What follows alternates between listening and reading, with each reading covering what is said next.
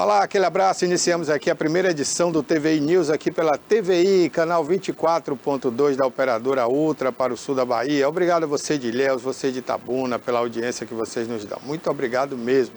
Nós estamos ao vivo agora também pelo nosso aplicativo, nosso portal, né? Na verdade é um grande portal, tviplay.com.br. Se você não quer anotar, aponte o celular e aponte a sua câmera para o QR Code que está aparecendo aqui, ó. E aí você vai direto para o nosso portal tviplay.com.br. Lá também você assiste a nossa programação ao vivo ou gravado, tá? Conto com a sua audiência, muito obrigado. Lá também você vai ter todas as informações da TVI, inclusive como anunciar aqui na nossa programação, tá bom? Você também tem o stream na tviplay.com.br, tá bom? No stream você tem acesso a conteúdos inéditos que ainda não passaram e não estão passando aqui na nossa programação, tá bom? Então fica à vontade, entra lá no stream, né, conhece aí alguns produtores aqui da nossa região. E se você quer ficar atualizado, tudo que está acontecendo na sua cidade, na sua região, no Brasil inteiro e no mundo inteiro, a maior redação de notícias do Norte e Nordeste do Brasil está à disposição gratuita para você. Você entra lá no ícone Notícias e você vai direto para a redação do Jornal à Tarde, maior portal de notícias do Norte e Nordeste do Brasil, nosso parceiro, com grandes novidades aí nos próximos meses, hein? Então entra lá, fica atualizado, fica bem informado, minuto a minuto. Inclusive daqui a pouquinho aqui no rodapé do vídeo vai passar aqui destaques de hoje que estão lá na página Notícias do Jornal à Tarde no nosso portal, tá bom? Muito obrigado. Olha, você que está no YouTube, inscreva-se aí no canal e ative o sininho. Já são mais de 16.700 pessoas inscritas e a nossa comunidade cresce a cada dia. Faça parte dela. Lá também você vai assistir tudo ao vivo e tudo gravado. Todos os programas que já passaram aqui na nossa grade nos últimos 3 anos estão lá para você conferir, tá bom? Ok, conto com a sua audiência, o seu prestígio, inclusive nas nossas redes sociais, outras, né? Temos no Instagram, TVI Oficial, e também no Facebook, TVI Oficial. Por falar nisso, Cássio, vamos transmitir ao vivo aí no Facebook? Vamos botar a galera aí para ver o ao vivo aqui do programa a partir de agora, tá bom? Olha, vamos conferir aqui, segundo informações do Clima Tempo e do IMET, as informações meteorológicas, né? Como é que fica o tempo hoje em Itabuna, Ilhéus, aqui principais cidades do sul da Bahia. Itabuna amanheceu hoje, né, com aquele abafamento, tempo aí parcialmente nublado a nublado, deve permanecer assim durante todo o período, sem previsão de chuvas para hoje, viu? Não tem nenhuma precipitação prevista aqui para Itabuna. A mínima foi de 24 até as 6 da manhã e a máxima vai chegar aos 31 graus ao meio-dia, vai ficar aquele clima abafadão aí em Itabuna hoje, tá certo? Então, você já sabe, mas não chove, não se preocupe se você quer sair, né, dar aquela chapinha no cabelo, pode ficar tranquilo aí, que não vai chover no decorrer do período. Já Ilhéus, 29 graus nesse momento, a máxima vai ficar na casa dos 30 graus. Temos um período de sol agora até às 11 horas, depois o tempo volta a fechar, fica bem nublado, mas também, segundo o Climatempo, não há previsão de chuvas no decorrer do período. A máxima, como eu disse, vai ficar na casa dos 30 graus a partir de 11 da manhã, tá bom? Nenhuma previsão de chuva aí para sábado e domingo também. Em Ilhéus dá até para você pegar uma praia, mesmo com aquele normaço, aquele clima abafado que vai ficar amanhã, mas dá para você ir para a praia, tá bom? Daqui a pouquinho a gente vai dar previsões para você de Buerarema, Itajuípe, Ibicaraí, Floresta Azul. E vamos falar também para outras cidades praianas. Você que quer viajar no final de semana, você vai ficar sabendo se Itacaré da praia, Canavieiras da praia, Porto Seguro vai da praia.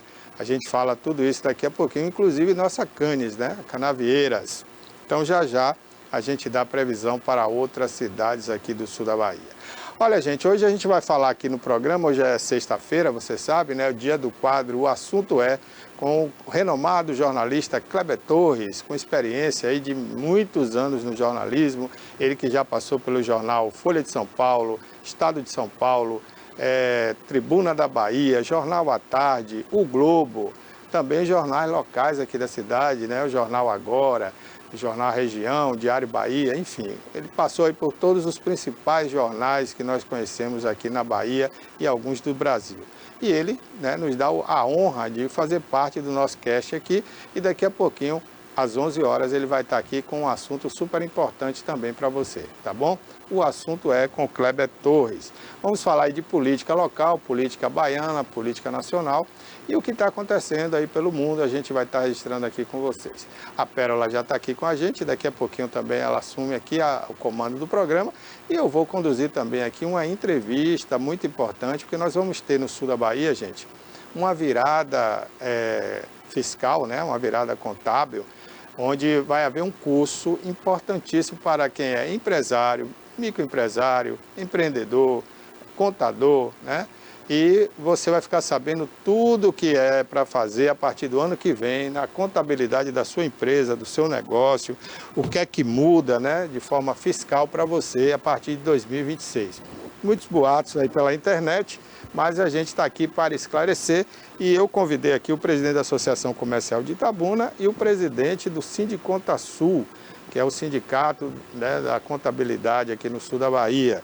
E a gente vai bater um papo aqui agora, né, com o Erivaldo Benevides, que é o presidente da Associação Comercial de Itabuna, e o...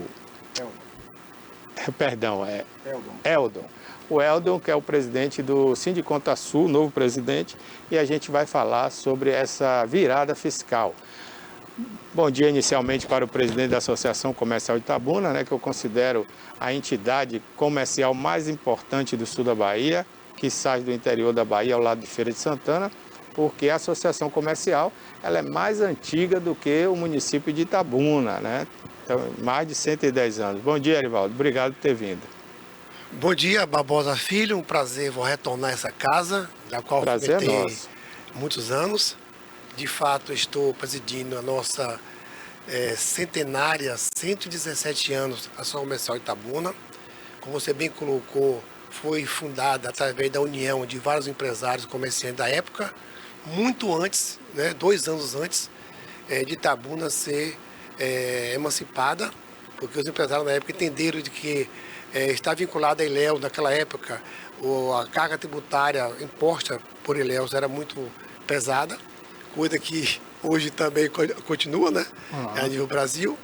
E esses empresários na época, em 1908, conseguiram emancipar de Ilhéus, e Itabuna hoje é o que é, em função da Associação Comercial Itabuna, que vem agora travando algumas batalhas relativo não só ao empresário local, mas também a questão tributária e outras questões que envolvam o melhor respeito e atendimento aos empresários de Itabuna para que esteja um ambiente de negócio favorável a todos os empresários. E agora estamos aqui hoje apoiando esse evento da reforma tributária, que vai atingir realmente diretamente a todos os empresários, tá? E o Sindiconta Sul teve a iniciativa de convidar um excelente palestrante de nível nacional, e a CI tem interesse de que realmente os empresários tenham esse conhecimento para que possa, dentro da sua atividade, a partir do ano que vem, como você muito bem colocou, muito boato na internet, muita fake news, e que a gente, como eu também tenho a formação, além de empresário do ramo de chocolate, mas também sou advogado tributarista e sou contador. E, então, estão preparando os contadores para prestar um serviço de qualidade a todos os empresários, para que não venha realmente a ser autuado, não pague mais imposto do que se deve. Esse é o papel do contador, dar uma assessoria contábil, tributária, para que o empresário cumpra as obrigações e que a empresa não venha a ser autuada. Ok, Eldon, bom dia, obrigado por você ter vindo também ao programa, né? Agora o novo presidente do Sindiconta Sul. O contador, né, ele fica ali espremido, né? De um lado as cobranças do seu cliente, que é o empresário, né, o dono da empresa, do outro lado o fisco, o governo também cobrando muito dos contadores, né, exigindo muito. Como é que é hoje a vida do contador nessa turbulência fiscal que vive o Brasil? É isso aí, bom dia, Barbosa. Bom dia. Primeiramente quero agradecer pelo convite, né? Obrigado a você. Ao contrário do nosso presidente aqui, é a primeira vez aqui nessa casa, e nesse momento tão importante, né? Para a classe empresarial e para a classe contábil, falar desse tema da reforma tributária. Como você acabou de falar, o contador ele está aí entre o fisco o empresário, né? Na verdade, a gente costuma falar na classe contábil que nós somos um funcionário gratuito do governo. É verdade. Porque o governo, ele coloca as obrigações deles e quem tem a demanda somos nós da classe contábil. Eu, inclusive, outro dia eu precisei de uma informação, fui na Receita Federal e parecia que a gente estava conversando com uma máquina, né? Porque o funcionário simplesmente cruza os braços, fala, não, você não tem contador? Contrata o contador, vá no contador, o contador é que resolve. Então, quer dizer, eu não sei nem para que existe mais o balcão da Receita, porque não atende ninguém, né? Isso, geralmente acontece isso mesmo, né? Já pede para procurar o contador para poder atender a demanda, não só dos empresários, como também, como você acabou de falar, a pessoa física também, né? Geralmente a Receita Federal já faz essa indicação para os contadores estar sanando esses tipos de problemas. Pois é. Bom, vamos falar aqui dessa imersão, né, sobre reforma tributária aqui no sul da Bahia. É uma iniciativa importantíssima, né, tanto da Associação Comercial quanto do Sindiconta Sul, para atualizar, né, em relação a 2026, não só os empresários, mas principalmente os contadores, né, que é por onde passa tudo para depois chegar ao governo federal, né. De quem foi essa iniciativa, né? Foi do Sindiconta Sul, foi conjunta, e como é que vai acontecer? Isso, né? Essa iniciativa foi uma iniciativa do Sindiconta Sul junto com a ACI, né? Com outros parceiros, justamente para trazer um curso, né? Essa imersão mesmo, agora sobre a reforma tributária, um dia todo, além de pagar de muito conhecimento, né? Que a partir de 2026 agora, de janeiro, já começa a transição, né? Onde já vai ter que constar algumas informações aí referente a IBS, CBS, notas fiscais, e os empresários e os contadores que não acompanharem esse processo de transição da reforma tributária estão aí sujeitos a multas, né? Porque o fisco, ele além de dar a obrigação, se você não cumpre, é multado. Então, ficar atento, porque a partir de janeiro agora já começa a fase de transição. E esse curso ele vem justamente para isso, para nos dar esse direcionamento, né? A gente sabe ali que 8 horas é um tempo curto para muita informação, mas pelo menos os tópicos principais ali de uma forma bem clara para termos um direcionamento, tanto a classe contábil quanto a classe empresarial. Ok. Arivaldo, você que tem uma experiência também já grande, né, à frente do Sindiconta Sul, essa mudança, eu digo pseudo da reforma tributária, né? Porque, no meu ponto de vista, eu entendi assim, se fosse para ser uma reforma realmente profunda, para o Brasil pagar menos imposto, porque a carga tributária do Brasil é muito grande, né?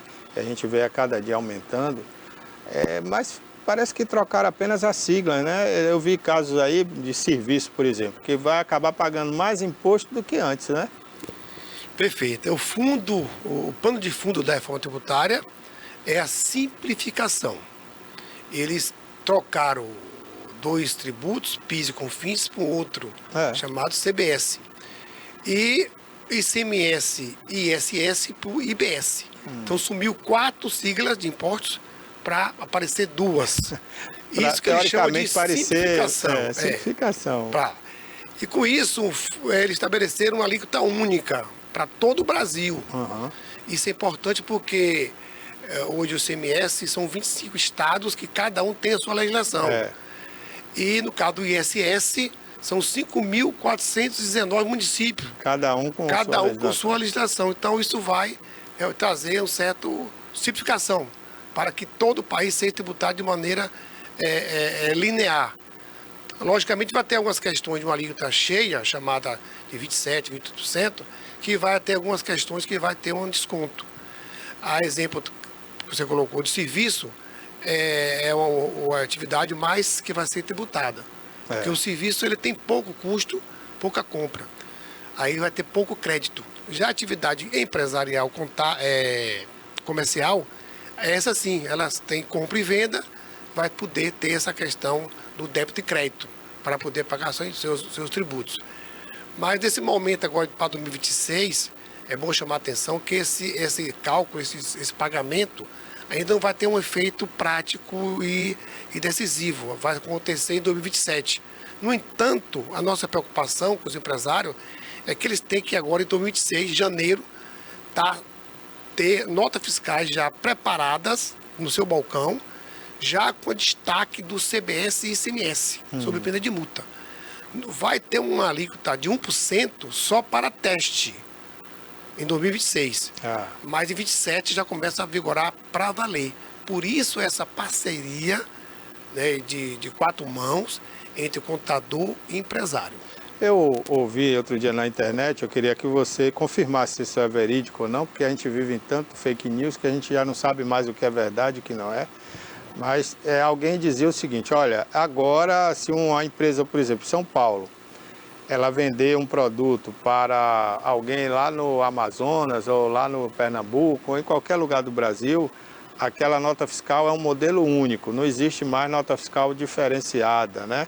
Então, para cada indivíduo é uma nota com aquele mesmo CNPJ, tudo direitinho, e é o recolhimento do imposto de forma única. Eu queria entender melhor isso, né? Você falou aí na tarifa única, né? No caso do ISS e do ICMS. Isso. Né? Agora eu queria que você explicasse isso. Ou seja, cada indivíduo tem que ter ali o CNPJ ou o CPF. A nota não vai poder deixar de ser emitida, né, pela empresa. E obrigatoriamente o cliente, seja ele CPF ou CNPJ, ele tem que fornecer. Aquilo que as farmácias já fazem hoje, né? Vai ser obrigado para todo mundo, é verdade isso? É verdade, essa parte até é verdade sim, porque com essa reforma tributária mudou também o sistema.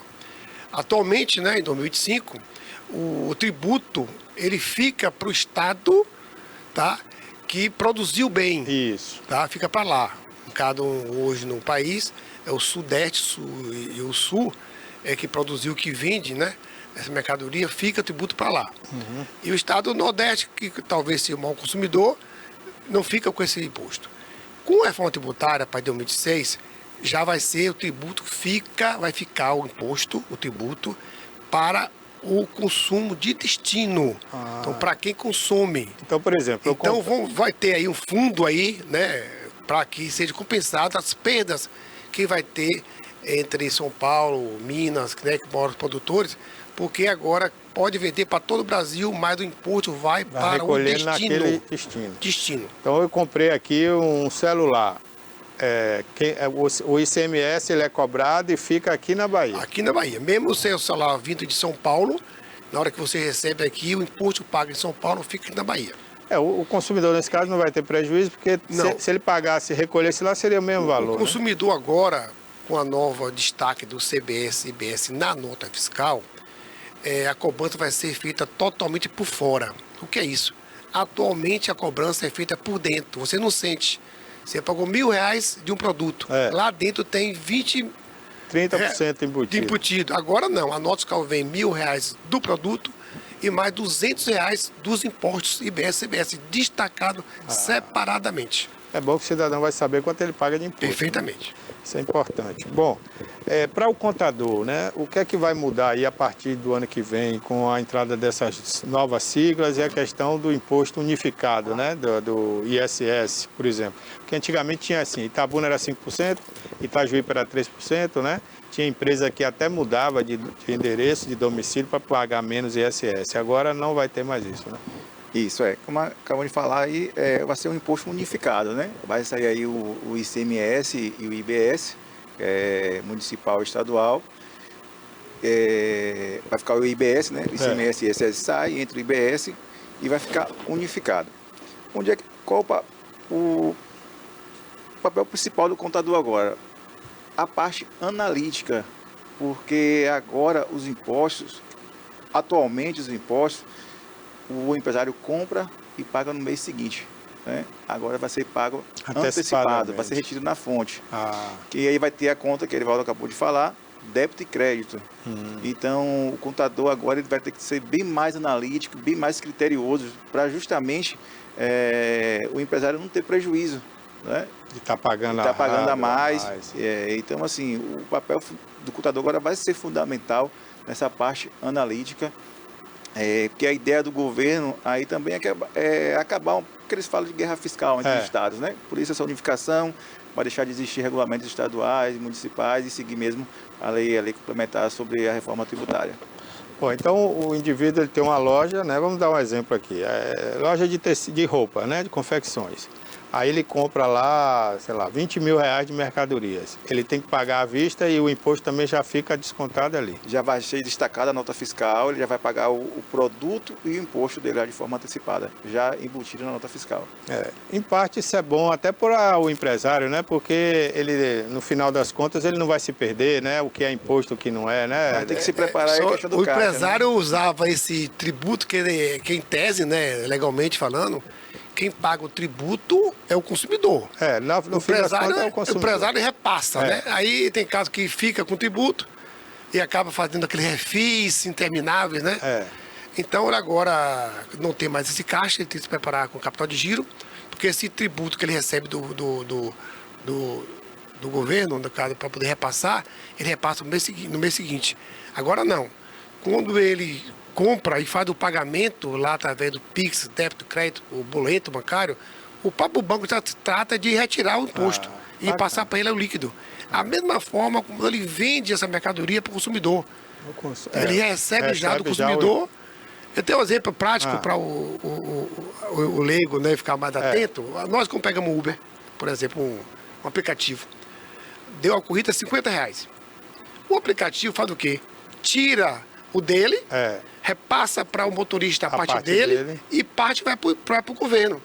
Então, se o aplicativo faz essas 3 transações, vai acontecer a mesma coisa a partir de 2027 com o SPET Payment, que é o pagamento antecipado.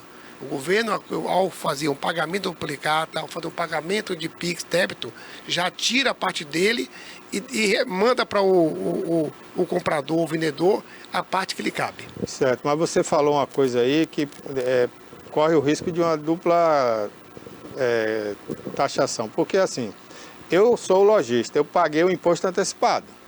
Aí teoricamente eu não tenho, quer dizer, eu vou repassar no valor... Nesse momento você tem um crédito. Eu tenho um Quando crédito. você compra, você tem crédito. Quem pagou o imposto foi quem lhe vendeu. Isso. Agora, não que você vende... né? Porque... Não, na prática mesmo. Na venda, você tem um débito. Aí você compensa com o débito. Quando você compra e paga duplicata, você vai ter um crédito. Agora, quando você vende ou presta serviço, você tem um débito.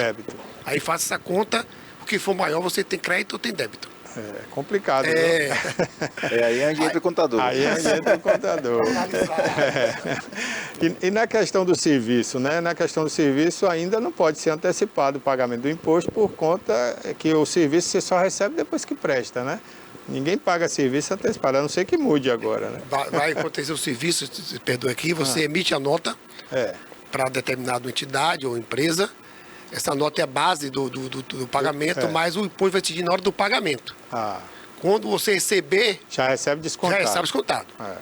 É isso aí. É bom também. Por isso que é importante o contador, porque o contador vai orientar o empresário de quem ele comprar, de quem ele prestar o serviço, que lhe dê mais crédito. Acabou essa questão, eu não vou dar nota. Eu quero nota, meu amigo, porque com a nota eu tenho como ter esse crédito do ICMS abater no meu débito. Então, é importante do contador vai ter analisar e prestar essa informação, assessoria e consultoria aos empresários, para que ele possa ter as compras, os serviços sempre de empresas que lhe dê no fiscal com crédito. Ok. Bom, fala um pouco aí do evento, né? A virada fiscal, maior imersão sobre reforma tributária que vai acontecer aqui no sul da Bahia. Quem é o palestrante, como é que vai ser o curso, né? Na verdade não é uma palestra, é um curso, não é isso? Isso, a virada fiscal ela vai acontecer no auditório da UNEX, né? Na segunda-feira, inicia às 8 horas. O palestrante é o Darcy Júnior, um advogado tributarista da empresa Vox. E vamos ter lá o dia todo de teoria e prática, né? A ideia mesmo é a gente ter a parte teórica e prática, exercitar lá, todo mundo junto, das 8 às 17h30, no auditório da UNEX. Ok. As inscrições estão abertas? Ainda temos vagas, né? Poucas, mas temos. Estão abertas inscrições para quem não é associado do Sindicato Contasul, o valor está R$ 150. E para quem é associado, tem um desconto, o valor fica R$ 80. Para o associado do Sindicato Contasul. E a associação comercial tem algum desconto? Também, a associação comercial está também apoiando e está convidando os empresários que têm interesse para poder também fazer inscrições com esse desconto que acabou de ser dito por nosso presidente Eldo Muniz, porque o interesse da entidade não é arrecadar, é bancar o mínimo possível. O custo de Salvador ou em São Paulo é caríssimo. Com certeza. Então aproveite. E também não vou deixar de registrar aqui agora, Barbosinha, o apoio da OAB também. Tiago Cruz, né? Está apoiando também esse evento, a OAB, chamando os advogados tributaristas para estar junto com a gente. Isso é importante. Que também pode dar o desconto para o advogado, parceiro nosso, que também faz parte. É a OAB também apoiando o evento junto com do Síndico Conta Sul. Inclusive, quem for aí um bom estudante de contabilidade, quem for um bom estudante de ciências contábeis, né, que é o curso também do direito, né, vai querer participar para já estar atualizado aí, né? Eldo, muito obrigado por você estar aqui. Em breve vamos fazer aqui um debatezinho sobre essa questão tributária, né, porque estão dizendo que vai facilitar, que vai simplificar, mas eu estou vendo mais complicações pela frente. Justamente. Né? Então fica já o convite aqui para a gente combinar depois o dia aí, tá bom? Vamos sim, muito obrigado. Muito obrigado. Erivaldo, muito obrigado também. Sempre para ter, como você aqui está falando, mas quando acontecer de fato, começa a falar. Eu sempre digo assim... Na prática é outra coisa. Tem 3 tipos de empresários. Aquele que não quer saber de nada, tudo que vai fazer o contador, ele que resolve. Aquele que sabe mais ou menos, mas vai deixar para o contador resolver. E aquele que sabe, o empresário que vai ver internet, ver vai tudo. Se inteirar mesmo. Se inteirar. Aí pergunta o contador alguma questão que ele viu lá na Intercom, você me perguntou aqui agora. Aí o contador não sabe responder. O que é que ele faz? Muda de contador. Então, a gente está preparando. Para sentir firmeza. Perfeitamente, né? Agradeço e estaremos à sua disposição aí. Eu que agradeço aqui a presença do presidente da Associação Comercial de Itabuna, como eu disse, é uma das mais importantes da Bahia. Também o presidente do Síndico Conta Sul aqui esclarecendo sobre a virada fiscal que vai acontecer dia 15, segunda-feira, das 8 às 17, né? Nexo da Praça José Bastos. Na antiga FTC, hoje o Nexo. Isso, José Bastos. Ali no auditório, que é bem amplo ali, né? Perfeito. Então vá lá, faça a sua inscrição, procure logo aí. Se você faz parte da Associação Comercial, tem desconto. Se você também faz parte do Síndico Conta Sul, tem desconto. E mesmo sem desconto, vá, porque está muito barato a inscrição, né? Se fosse, como o Erivaldo falou aqui, se fosse em São Paulo, que é onde acontece aí os grandes eventos, você ia pagar pelo menos 3 ou 4 vezes mais, né? Ok. Bom, gente, é isso aí. A Pérola continua no comando do programa. Daqui a pouquinho vai estar aqui com a gente também, né? Lançando o seu segundo livro. É o segundo ou o terceiro já? É o segundo, né? É o terceiro. O querido Alagóis, grande advogado aí da área do direito político, né? E daqui a pouquinho vai bater um papo aqui com a gente também. Pérola. Olha, e depois desse bate-papo super interessante, fica o convite também para você fazer a sua inscrição e fazer parte desse momento histórico, uma grande imersão. Mas a gente dá seguimento aqui com as nossas notícias, porque a Grande São Paulo continua há mais de 50 horas sem energia. Diversas residências passando pelo mesmo problema, sem luz dentro de casa. Uma idosa também chegou a ter uma queda na escada enquanto tentava descer na escuridão ontem à noite. Foi um episódio muito triste. Os vídeos que viralizaram nas redes sociais, o pedido das famílias para que a Enel trouxesse então ali esclarecimento sobre o que estaria acontecendo. Então, esse episódio está ainda na Grande São Paulo, atingindo muitas famílias que sofrem com esse problema da escuridão. É a maior velocidade de ventos sem temporal desde 1963, quando a IME começou esse tipo de mediação. As rajadas de vento ultrapassam 75 km por hora e começaram por volta das 9 horas e seguiram então aí até a noite. Ou seja, a quinta-feira já teve aquele processo já mais tenso, mas começou ali por volta de 9 horas da manhã de quarta-feira. Esse episódio também, gente, deixa registrado aí diversas residências. É a primeira vez, então, que rajadas tão fortes atingem aí a capital paulista, sem a presença de chuva ou até mesmo temporais. Então, esse processo agora que a gente sabe se intensificou desde quarta-feira, algo que também chamou aí atenção do Instituto Nacional de Meteorologia. São Paulo, então, se encontra aí agora na escuridão, a grande São Paulo. De acordo com os meteorologistas, a longa duração do vendaval surpreende também os especialistas e não tem precedente na capital paulista. Bacana. Então, esse problema é desde quarta-feira, 9 horas da manhã, rajadas que ultrapassaram aí 75 km por hora. Oi?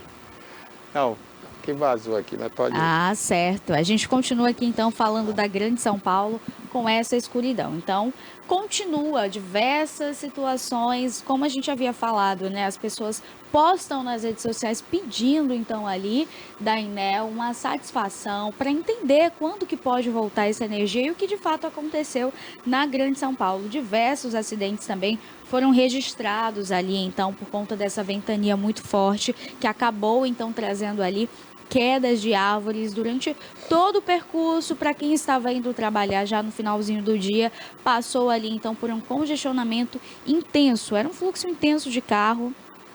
No entanto, que precisou parar até que o Corpo de Bombeiros chegasse e fizesse ali a retirada, então, do carro, que também estava embaixo ali da árvore. Foi muito, muito triste as imagens, as pessoas desespero tentando sair ali daquela situação. Essa imagem que passa na tela para vocês aí agora é de uma das ruas. A gente consegue ver ali em completa escuridão apenas a luz do veículo, né? A luz do veículo que vem de frente, o farol que vai iluminando. Então, os veículos continuam ali, porque o dia a dia tem que continuar, né? Todo mundo segue a correria do trabalho na grande São Paulo. Então, foram registrados aí mais de 2 milhões de imóveis sem luz, quedas, então, de 151 árvores, fechamento de parques, voos cancelados e até também consultas em hospital precisaram ali ser canceladas. E além de ter esse cancelamento de consulta, também foi necessário ali que os hospitais da região fizessem, então, um atendimento menor. Ou seja, as pessoas que estavam no processo ali de urgência, emergência, estavam sendo atendidas conforme o caso fosse mais grave. Então, aquelas pulseiras que normalmente são colocadas de amarelo, verde e vermelho, só inicialmente as pulseiras vermelhas é quem estavam tendo ali os atendimentos. A amarela e a verde, que é a atenção e o estado estável, estavam então ficando ali na fila de espera até que tudo se regularizasse. Mas até então, a Enel ainda não emitiu nenhuma nota falando então o que acontece nesse processo ou se tem uma previsão para a energia voltar. O responsável pelo vendaval, então, quem é? Pérola, o que está acontecendo em São Paulo? Já que não tem chuva, o que está acontecendo para esse tanto de árvore cair, esse processo intenso aí, que essas famílias passam agora 50 horas sem energia? É um ciclone extratropical que atua no litoral do Rio Grande do Sul. Então, aquela chuva que já tinha acontecido, também pelo Paraná, que a gente soube daquele episódio muito triste também de um ciclone extratropical que acabou devastando ali algumas cidades por completo. A gente agora vê em São Paulo, porém sem chuva. Uma ventania muito forte. Os vídeos também que viralizaram nas redes sociais deixam ali um pânico. Tanto para a gente que assiste, imagina para quem vive esse momento, né? Então, é um processo muito triste. Famílias perdendo casas também. Quando a gente vê esse tipo de situação, a gente fica ainda muito chocado, né? Embora tenha se tornado mais frequente do que era esperado. Embora seja longe de São Paulo, o Rio Grande do Sul, o sistema tem uma grande área de influência. Por isso, ventou tanto na cidade quanto também no Rio Grande do Sul. Ou seja, São Paulo passa agora por esse processo. Então, até o final de semana, continua aí sem energia, sem luz, até que a Enel emita uma nota falando, esclarecendo então ali aos moradores o que iria acontecer, como seria resolvido. Teve ali casas que passaram também por muitos problemas, né? Porque com essa queda de energia, os eletrodomésticos também têm aquela falha, pode acontecer de quebrar. Então vem todo esse processo. Assim que a Enel emitir qualquer nota, a gente volta aqui com vocês também e a gente bate um papo falando aí sobre esse vendaval na grande São Paulo. Bom, agora a gente vai para um bate-papo aqui com o Alagoas. Ele que já veio aqui na TV, trouxe outras vezes para vocês muitas novidades, lançamento aí do livro, e dessa vez ele tem uma super novidade para você. Bom dia, Alá. Bom dia, Pérola. Estamos aqui, né, trazendo um presentinho para o nosso amigo Barbosa. Já tinha tempo que eu não vinha por aqui, né, Barbosa? É, e aí aproveitou. Tá com saudade já. Na verdade, você me pegou ali, que eu só passei aqui para lhe cumprimentar e deixar seu livro, né? E de vez em quando eu estou lhe ouvindo na Morena FM com o Ziel, né? É, dia de segunda-feira. Aquele dia de segunda eu é mais ouço lá fácil, você comemorando a vitória do Corinthians. Não, ultimamente tem sido uma tônica boa, né? O Corinthians está jogando bem, vamos para a final e provavelmente que contra pesa o Vasco. aquele gol de mão, mas tudo que bem. Mão, rapaz, a mão de Deus, igual de Maradona. Vocês ficam falando, esquece de Maradona, já tem precedente. Tá certo. Boa lá, fala um pouquinho desse terceiro livro, né? A capa muito bacana aqui, Processo e Técnica Legislativa Municipal, né? O exercício prático das funções do Poder Legislativo. Pois é, esse aí é nosso novo filho, né? O terceiro filho que a gente produz, voltada sempre para essa questão municipal, né? Você sabe que eu sou municipalista convicto, que eu acho que as coisas se resolvem no município. E por conta de se resolver no município, você tem que dar instrumentos para que o legislador municipal, que é o vereador, possa muito bem trabalhar. Que ele, apesar de ser o político mais próximo da gente, também é o mais distante da realidade brasileira, principalmente nessa parte de informação e de saber bem gerir o seu mandato.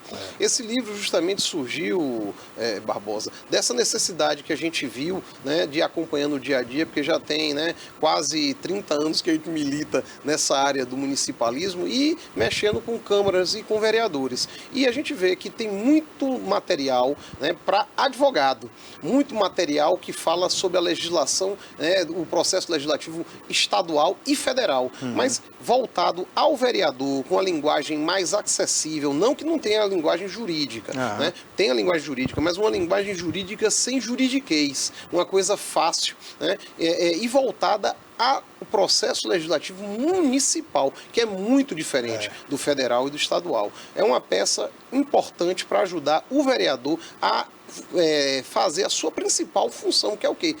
Poder legislativo é de legislar, fazer leis. Então ele tem que saber como é que é auscultar o que a população está ali querendo e transformar essa ausculta em projetos que venham beneficiar a população. O livro se dispõe justamente a isso, tanto ao vereador como aos seus assessores jurídicos, né, aos seus assessores normais, a poderem transformar e entender como é que funciona esse processo legislativo. Você vê que é um livro que foi lançado agora em março e já vendeu mais de 1.500 exemplares, já está agora na terceira reimpressão, que é uma coisa que nos orgulha bastante, mas não é tanto nos orgulhar, também nos deixa triste. Por quê? Porque demonstra a carência que tem esse mercado, né, por conta justamente de não termos obras como essa. Para a gente fazer esse livro mesmo aí, foi um trabalho danado por conta justamente de você não ter aonde procurar, né? Aí você teve que criar muita coisa que veio dessa vivência que nós temos de mais de 30 anos.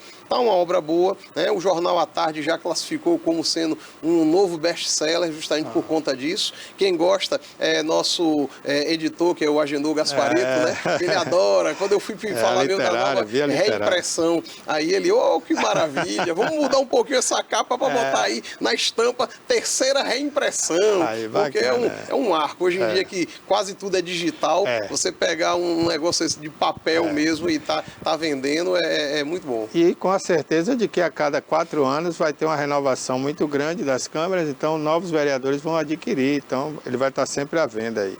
Agora, lá, eu já ia perguntar isso, né, a aceitação, como é que está a procura, porque a gente vê que realmente muita gente entra na política e despreparado, né? Muitos mal conhecem o regimento da própria casa que ele legisla. Fora que hoje você tem uma desatualização muito grande nessa legislação local, tanto o regimento interno como a lei orgânica, que é a Constituição do município. Nós estamos fazendo um trabalho gigante aí, correndo a Bahia, justamente nessa parte de atualizações de leis orgânicas. Nós recentemente terminamos a atualização da lei orgânica de Eunápolis, estamos trabalhando na atualização da lei orgânica de Porto Seguro, Ilhéus, iremos começar a fazer já ano que vem.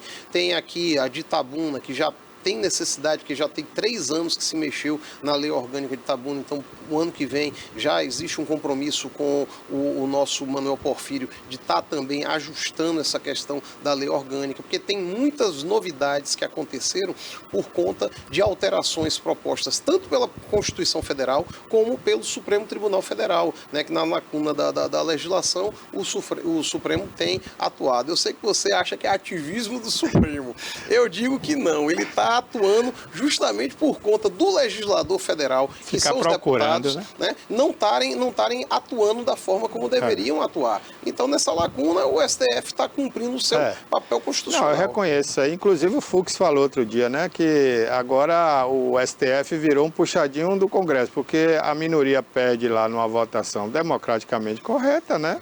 Que a maioria vence mesmo na democracia, e aí a minoria quer ganhar de qualquer jeito e procura o Supremo, né? Na verdade, não é a minoria querendo ganhar, porque tem coisas que são realmente inconstitucionais e que o Congresso aprova. Não é porque você tem a maioria que necessariamente você está com a razão, né? E aí é onde está, que é esses freios e contrafreios que a própria Constituição Federal criou, é justamente para evitar que matérias que inconstitucionais venham a balizar. Essa questão mesmo agora, já que você trouxe para a polêmica, né, da perda ou não perda do mandato da deputada. Isso, Carla Zambelli. Da Carla Zambelli. É aquela história, se ela não está realmente, né, assistindo, cumprindo a função dela, que é estar lá, aí você vai dizer, não, mas ela está presa. Sim, está preso. Foi que houve condenação, né, com relação a ela. Não vou entrar no mérito da condenação. Aí você já queria entrar no mérito do abuso de poder, porque assim, se a maioria do Congresso Nacional, ou pelo menos da Câmara dos Deputados, né, aprovou a permanência da Carla Zambelli, que isso consta na lei, né, que diz que quem decide se um deputado deve ser cassado ou não, é a Câmara dos Deputados. Certo, mas aí tem os requisitos, vamos lá, né? Tudo bem, pode, mas entre os requisitos que você tem para perda do mandato, e houve uma provocação que foi feita pelo próprio suplente dela com relação àquilo ali, né? Porque o Supremo não se manifesta por se manifestar, né? Ele com exceção desse inquérito de Alexandre de Moraes, que não houve provocação nem da polícia e nem da Procuradoria-Geral. Mas porque envolvia ele foi baseado no regimento. Que envolvia um ministro, é um outro caso, é aquela história. Cada caso é um caso. Não estou aqui, daqui a pouco vão dizer que eu sou advogado do Supremo. Nesse caso você está certo. Houve a provocação do suplente da Carla Zambelli. É isso. Então, em função disso, o Supremo se manifestou. O que é que o suplente alegou ali? Que ela perdeu o mandato por falta. Não está entrando nem em mérito da questão. O Congresso não, a Câmara dos Deputados, aí aqui de forma contra a lege, porque ela está desrespeitando a própria lei, está dizendo, não, ela está ali, como se ela tivesse licenciado, o que não é o caso. Não é o caso. Ela perdeu o mandato. Assim como Eduardo Bolsonaro também, né? Legalmente ele poderia perder o mandato por falta, né? Exatamente. Agora, são essas coisinhas. E o Supremo atua dessa forma. Agora, né, hoje nós vivemos essa questão desse ativismo danado. Essa divisão, né? Divisão, que é ruim. Eu acredito que com essa próxima eleição, talvez isso acabe ou se aprofunde ainda mais. O Zé Disseu falou que a gente vai ter uma guerra civil. Mas eu não do jeito que está caminhando aí a coisa, eu não quero, porque eu sou pacifista e o Brasil não tem esse histórico. Né? E nem tem perfil para isso. Não, é isso. E aí, mas vamos ver, eu sei que uma coisa. No frigir dos ovos, as nossas instituições estão saindo fortalecidas, porque você está vendo, né? Está tendo todo esse embate, nós estamos tendo essa liberdade de poder falar, de poder agir, de poder discutir e atuar. Então, é um momento ímpar que nós estamos vivendo. Claro que daqui, quando parar, que quando a gente está na turbulência, a gente não vê a coisa, né? Quando a poeira sentar, quando a poeira sentar, nós vamos olhar para essa quadra do nosso tempo aqui e vamos admirar quanto o Brasil saiu fortalecido por conta desse debate que nós estamos vivendo nesse momento. Isso aí. Bom, lá, você tem pergunta, Pera? Eu queria agradecer, né, por você ter vindo aqui. Você estava participando do podcast ali, pois né? Pois é, você acabamos me roubando um pouquinho aqui. Mas eu vim aqui porque eu não sei quando é que eu tenho condição de voltar aqui. Ainda mais final de ano, que o bicho está pegando. E esse horário realmente é complicado. Mas... Muito obrigado, Alá, né? Um bom final de ano para você, boas festas e um feliz 2026. Obrigado, Barbosa. Obrigado, ouvintes, teleouvintes da TVI News aqui. É um prazer sempre a gente poder estar aqui batendo esse bate-papo inteligente com essa figura que é o Barbosa Filho aí. Obrigado. Um dos maiores empreendedores da comunicação, não vou nem dizer do sul, extremo sul da Bahia, não, da Bahia e do Brasil, meu irmão. Porque fazer esse projeto que você tem no interior de uma cidade do Nordeste não é para qualquer um, não, viu, Barbosa? Muito obrigado, Alá. Obrigado, Alá Góes, né? Esse grande advogado do direito político aqui na Bahia. E veio aqui lançar o seu terceiro livro, Processo e Técnica Legislativa Municipal. Está aqui, né? Você que quer ficar por dentro aí de como funciona, né, essa questão do Legislativo Municipal, pode adquirir aí no Amazon, né? No Amazon, na Via Literário, na Via Literário, no Mercado Livre e em Itabuna, na banca de revista, que nós não temos livraria em Itabuna. Ainda tem uma banca aqui, Tem banca de revista ali na Praça Camacan, Banca Nordeste. Fica do lado ali do Banco do Nordeste, na Praça Camacan. Bacana. E esse aqui é para mim, né? Esse é então, seu. Obrigado aqui, mas eu vou querer autografado. Espero lá. Olha, depois então desse bate-papo aqui super interessante, a gente volta com as nossas notícias e ainda falando sobre o tempo, como fica aí nos grandes estados, nas capitais. A gente agora segue para Foz do Iguaçu, que também está sob alerta de tempestades severas, chuva intensa, granizo e rajadas de vento, que passam aí a 100 km por hora. Esse é o processo, então, agora que a gente passa nesse finalzinho do ano, em algumas capitais aqui do Brasil. O aviso é classificado de perigo extremo e foi emitido pelo Climatempo nessa sexta-feira, logo no iniciozinho da manhã. Nas primeiras horas da manhã já foi ali anunciado para toda a população esse alerta de risco, ou seja, o cenário é provocado por uma área de baixa pressão que vem do Paraguai, combinada ao fluxo de ventos de diferentes níveis da atmosfera. O Paraguai inteiro se encontra agora num processo de frente fria. Essa rajada de vento, ela vem para o extremo sul. Quando ela chega aqui, já no Nordeste, ela já está enfraquecida, ou seja, ela pega ali região do Foz do Iguaçu, vem para São Paulo, Rio Grande do Sul, Paraná, abrange ali toda aquela área e também pode chegar aí até mais de 100 km por hora. Vindo aqui para a Bahia, para o Nordeste, a gente não sofre com nenhum desse temporal, então já é acalmando aí o pessoal de casa, porque quando fala nesse ciclone extratropical, vê aqui no Brasil, em algumas capitais, em alguns estados, algumas pessoas também já ficam assustadas. Então, esse alerta é para a região de Foz do Iguaçu, oeste do Paraná, que segue aí com alerta de tempestades severas. E segundo o órgão de meteorologia, o Instituto Nacional de Meteorologia, o IMET, o risco também de alagamento existe, com danos estruturais, formação de nuvens com potencial de microexplosões e até tornados. O cenário é provocado aí pela pressão do Paraguai, combinado ao fluxo de ventos diferentes, e o Climatempo pode registrar aí até 97 milímetros de chuva. A temperatura chega a 21 graus nessa sexta-feira. Cascavel tem a previsão de 77 milímetros de chuva e máxima de 20 graus. E segundo o Sistema de Tecnologia e Monitoramento Ambiental do Paraná, o CIMEPAR, a instabilidade também segue avançando lentamente desde a madrugada. O sistema de baixa pressão é somado ao ar quente e ele vem da Amazônia, ou seja, tem uma baixa pressão, um vento frio, somado ao ar quente, que pega junto o clima úmido vindo da Amazonas, se espalha por áreas de chuva pelo noroeste, oeste e sudeste do estado. A tendência para as próximas horas, então, é de chuva intensa nessas capitais. Então, a gente segue aí com um volume superior a 80 milímetros em alguns municípios. E além dos riscos aí de ventania, acima de 70 km por hora. Foi explicado também por alguns meteorologistas a situação também da Grande São Paulo. Existe também tempestades mais fortes, como na Grande São Paulo, com 100 km por hora. É importante a gente ressaltar que os voos seguem sendo cancelados, então se você tinha uma viagem ou irá fazer uma viagem, é importante que cheque com a companhia aérea, cheque nos e-mails. Nesses e-mails sempre chegam ali alguns alertas. Em algumas situações, como essa de chuva ou de ventania, pode acontecer do voo ser cancelado ali na hora. Então, existe todo um processo. A companhia aérea precisa falar com o passageiro. De que forma? Com os alertas através de e-mail, SMS, WhatsApp, os aplicativos de mensagem em geral. A companhia aérea também no aeroporto deve fornecer ali o atendimento, a ajuda, o auxílio, pessoas que não moram ali, turistas. Então precisa de alimentação, hospedagem.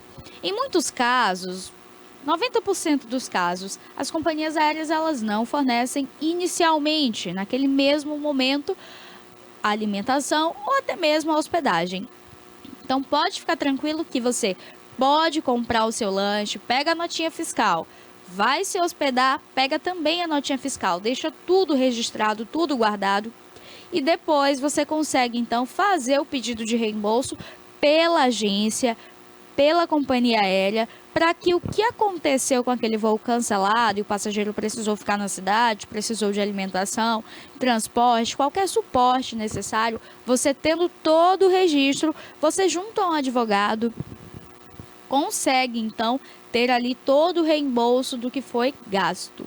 Ou seja, não é tempo perdido. Eu acredito também que a gente tem que ter calma às vezes na vida, né? A gente vê que as coisas elas acontecem, infelizmente às vezes foge do controle. Então, nesses casos, gente, nada de estresse, dá uma respirada, fala, olha, eu vou esperar, porque de fato é muito perigoso esse voo com a ventania que está. A gente viu diversos casos de avião que caiu devido a uma pressão intensa na atmosfera, quando então aquele voo que transportava mais de 60 pessoas caiu e depois foi identificado a falha do que aconteceu e tudo, a gente entende que muitas vezes o cancelamento do voo, o voo ser postergado, pode até ser algo positivo, para que você chegue seguro em casa, para que você chegue bem. Então não adianta pressa nesses momentos. De fato, o Brasil passa agora por esse problema no noroeste, sudoeste, sul do país, de fortes ventanias. Então, para quem vai para Foz do Iguaçu, Paraná, São Paulo, Rio Grande do Sul, é importante salientar que esses voos seguem sendo cancelados devido à instabilidade na Grande São Paulo, falta de energia há mais de 50 horas, desde quarta-feira, iniciozinho da manhã. A ANEEL ainda não emitiu nenhuma nota falando, então, sobre o que pode acontecer. Então, grande perigo aí agora em Foz do Iguaçu. Teve início a partir das 10 horas, o alerta que foi chegando do celular da população. E termina hoje às 19 horas esse alerta. Segundo o órgão da cidade, a cidade registra chuva a superior 100 milímetros. Ventos também que podem ultrapassar 100 km por hora. E queda de granizo, aquelas pedrinhas de gelo que se formam. Alerta aí de grandes danos para edificações, corte de energia elétrica, estragos em plantações, queda de árvores, alagamentos e também transtornos do transporte rodoviário. Então, o IMER autoriza, sim, a passagem, a saída, quem precisa com urgência, precisa se deslocar com urgência, mas durante a passagem da tempestade, que os aparelhos eletrônicos sejam desligados e o quadro geral de energia também. No caso de enxurrada, colocar os documentos e os objetos de valor em saco plástico. Em situação de grande perigo, eles orientam procurar abrigo e permanecer ao ar livre. E o telefone de emergência, Defesa Civil e Corpo de Bombeiros. Então é super importante que as pessoas elas tenham consciência disso. Percebeu a instabilidade, o perigo onde ela está, que ligue para o Corpo de Bombeiros, passe a localização, ligue também ali para a Defesa Civil, informe o que está acontecendo, até porque podem ter outras pessoas também em uma situação ainda mais perigosa, em um estado mais perigoso, mais ainda de vulnerabilidade, e a Defesa Civil estando no local, chegando até lá, consegue então fazer ali o resgate, consegue então salvar essas vidas, né? Que é o que a gente deseja para todo mundo, é que fique bem. É muito triste noticiar sobre tudo isso, porque é uma instabilidade, são famílias, crianças sofrem muito, muito, muito, pessoas acamadas com essas enchentes, pessoas que estão doentes, os idosos também, os animaizinhos. Então é triste entender, mas faz parte da natureza, é algo que a gente não consegue controlar em um ciclone extratropical. A massa de ar quente, úmida, tudo junto, uma pressão muito grande na atmosfera e acaba tendo esse processo todo. Muito, muito triste, mas o que a gente deseja aí é que todo mundo fique bem, que saia bem dessa situação. Tendo atualizações também sobre o tema, a gente volta aqui com vocês e bate um papo. Mas olha, agora a gente vai falar de um assunto, é uma notícia que ela é muito, muito importante para que as pessoas entendam sobre o cuidado com os animaizinhos e principalmente que a união faz a força.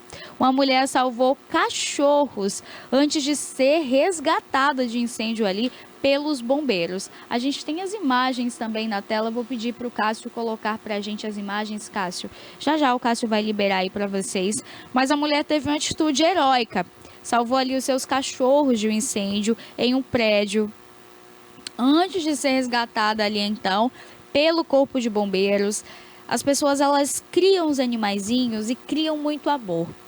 Existe uma lei que proíbe os maus tratos, que configura como crime o abandono e com certeza deixa a mensagem de que quando você escolhe pegar um animalzinho, seja um cachorro, um gato, um passarinho, seja lá qual for, você escolhe dar amor, cuidado, você escolhe fazer com que aquele animalzinho seja parte da sua família, seja protegido, seja amado.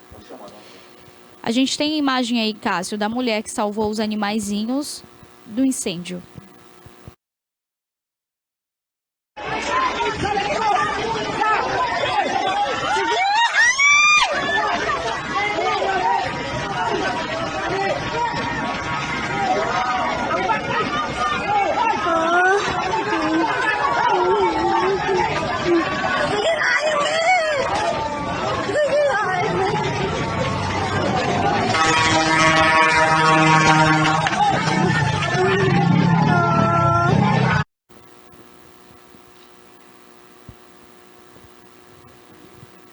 Pois é, como a gente conseguiu acompanhar ali, algumas pessoas com escada, colocaram escada, tentaram resgatá-la, mas ela estava ali no segundo andar.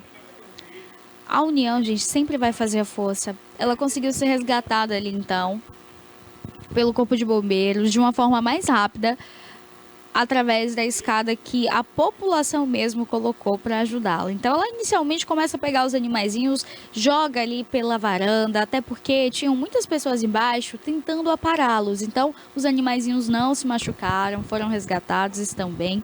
A mulher também, apesar de ter inalado ali uma fumaça tóxica, ela agora passa pelos atendimentos médicos, em estado estável.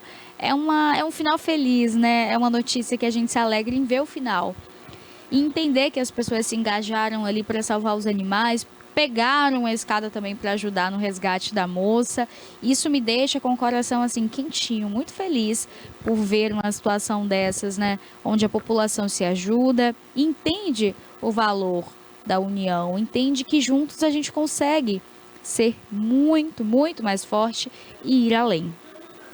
Então a gente finaliza aqui a nossa primeira parte do programa, porque hoje é dia de O Assunto É com Kleber Torres. Mais um episódio especial, mais um episódio super bacana para você, estreado aí pelo nosso jornalista querido, maravilhoso Kleber, que também é escritor. Ele é assim, ó, é de um gabarito extenso. Eu falaria aqui a manhã inteira, mas eu vou deixar para ele trazer aqui para você e você de casa a assistir mais um episódio, mais uma entrevista especial. Por isso, pode rodar a vinheta, porque vem aí, o assunto é Kleber Torres. Criada em 2005, a TVI se tornou a primeira emissora de TV por assinatura fora do eixo Rio-São Paulo, transmitida pela operadora TV Cabo para mais de 40 mil espectadores em Itabuna e Ilhéus. Com uma programação 24 horas no ar, a TVI chegou a fazer 6 horas de programação local diária ao vivo, revelando talentos para a televisão baiana. Inserida na Lei do Cabo, a TVI passou a integrar o seleto grupo de TVs com programação qualificada junto à Ancine e contribui com a capacitação do mercado audiovisual da Bahia para a captação de recursos para a produção de minisséries, reality shows, documentários e outros produtos de entretenimento para as mais variadas plataformas. Equipada com estúdios de áudio e vídeo e modernas ilhas de edição, a TVI também está preparada para trabalhar no jornalismo factual local, inclusive utilizando sua unidade móvel SDNG. Passando agora por uma reestruturação, a ação programadora detentora do canal TVI se prepara para transformar o sul da Bahia em um polo de teledramaturgia, movimentando o mercado do audiovisual da Bahia. TVI é da Bahia, é da gente.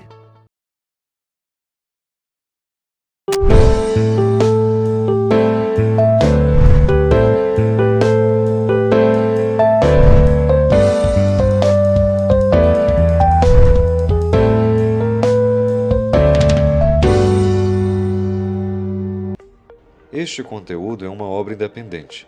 Seus comentários e opiniões são de responsabilidade dos seus idealizadores, não refletindo pensamentos e opiniões da emissora TVI. Estamos começando mais uma edição de O Assunto É, com Fabiano Schaper, coordenador do Departamento de Tecnologia e Inovação da Secretaria de Gestão e Inovação. Bem, essa secretaria é relativamente nova, tem duas gestões, né? Exatamente. Quais foram as dificuldades encontradas para a implantação dessa secretaria? Quais foram... Primeiramente, acredito que a dificuldade maior, lógico, é quando se fala de receitas para a própria... Porque como se trata de duas secretarias em um, particularmente porque é a Secretaria de Gestão, que é a antiga administração, e Inovação, que era para contemplar o setor de tecnologia, certo?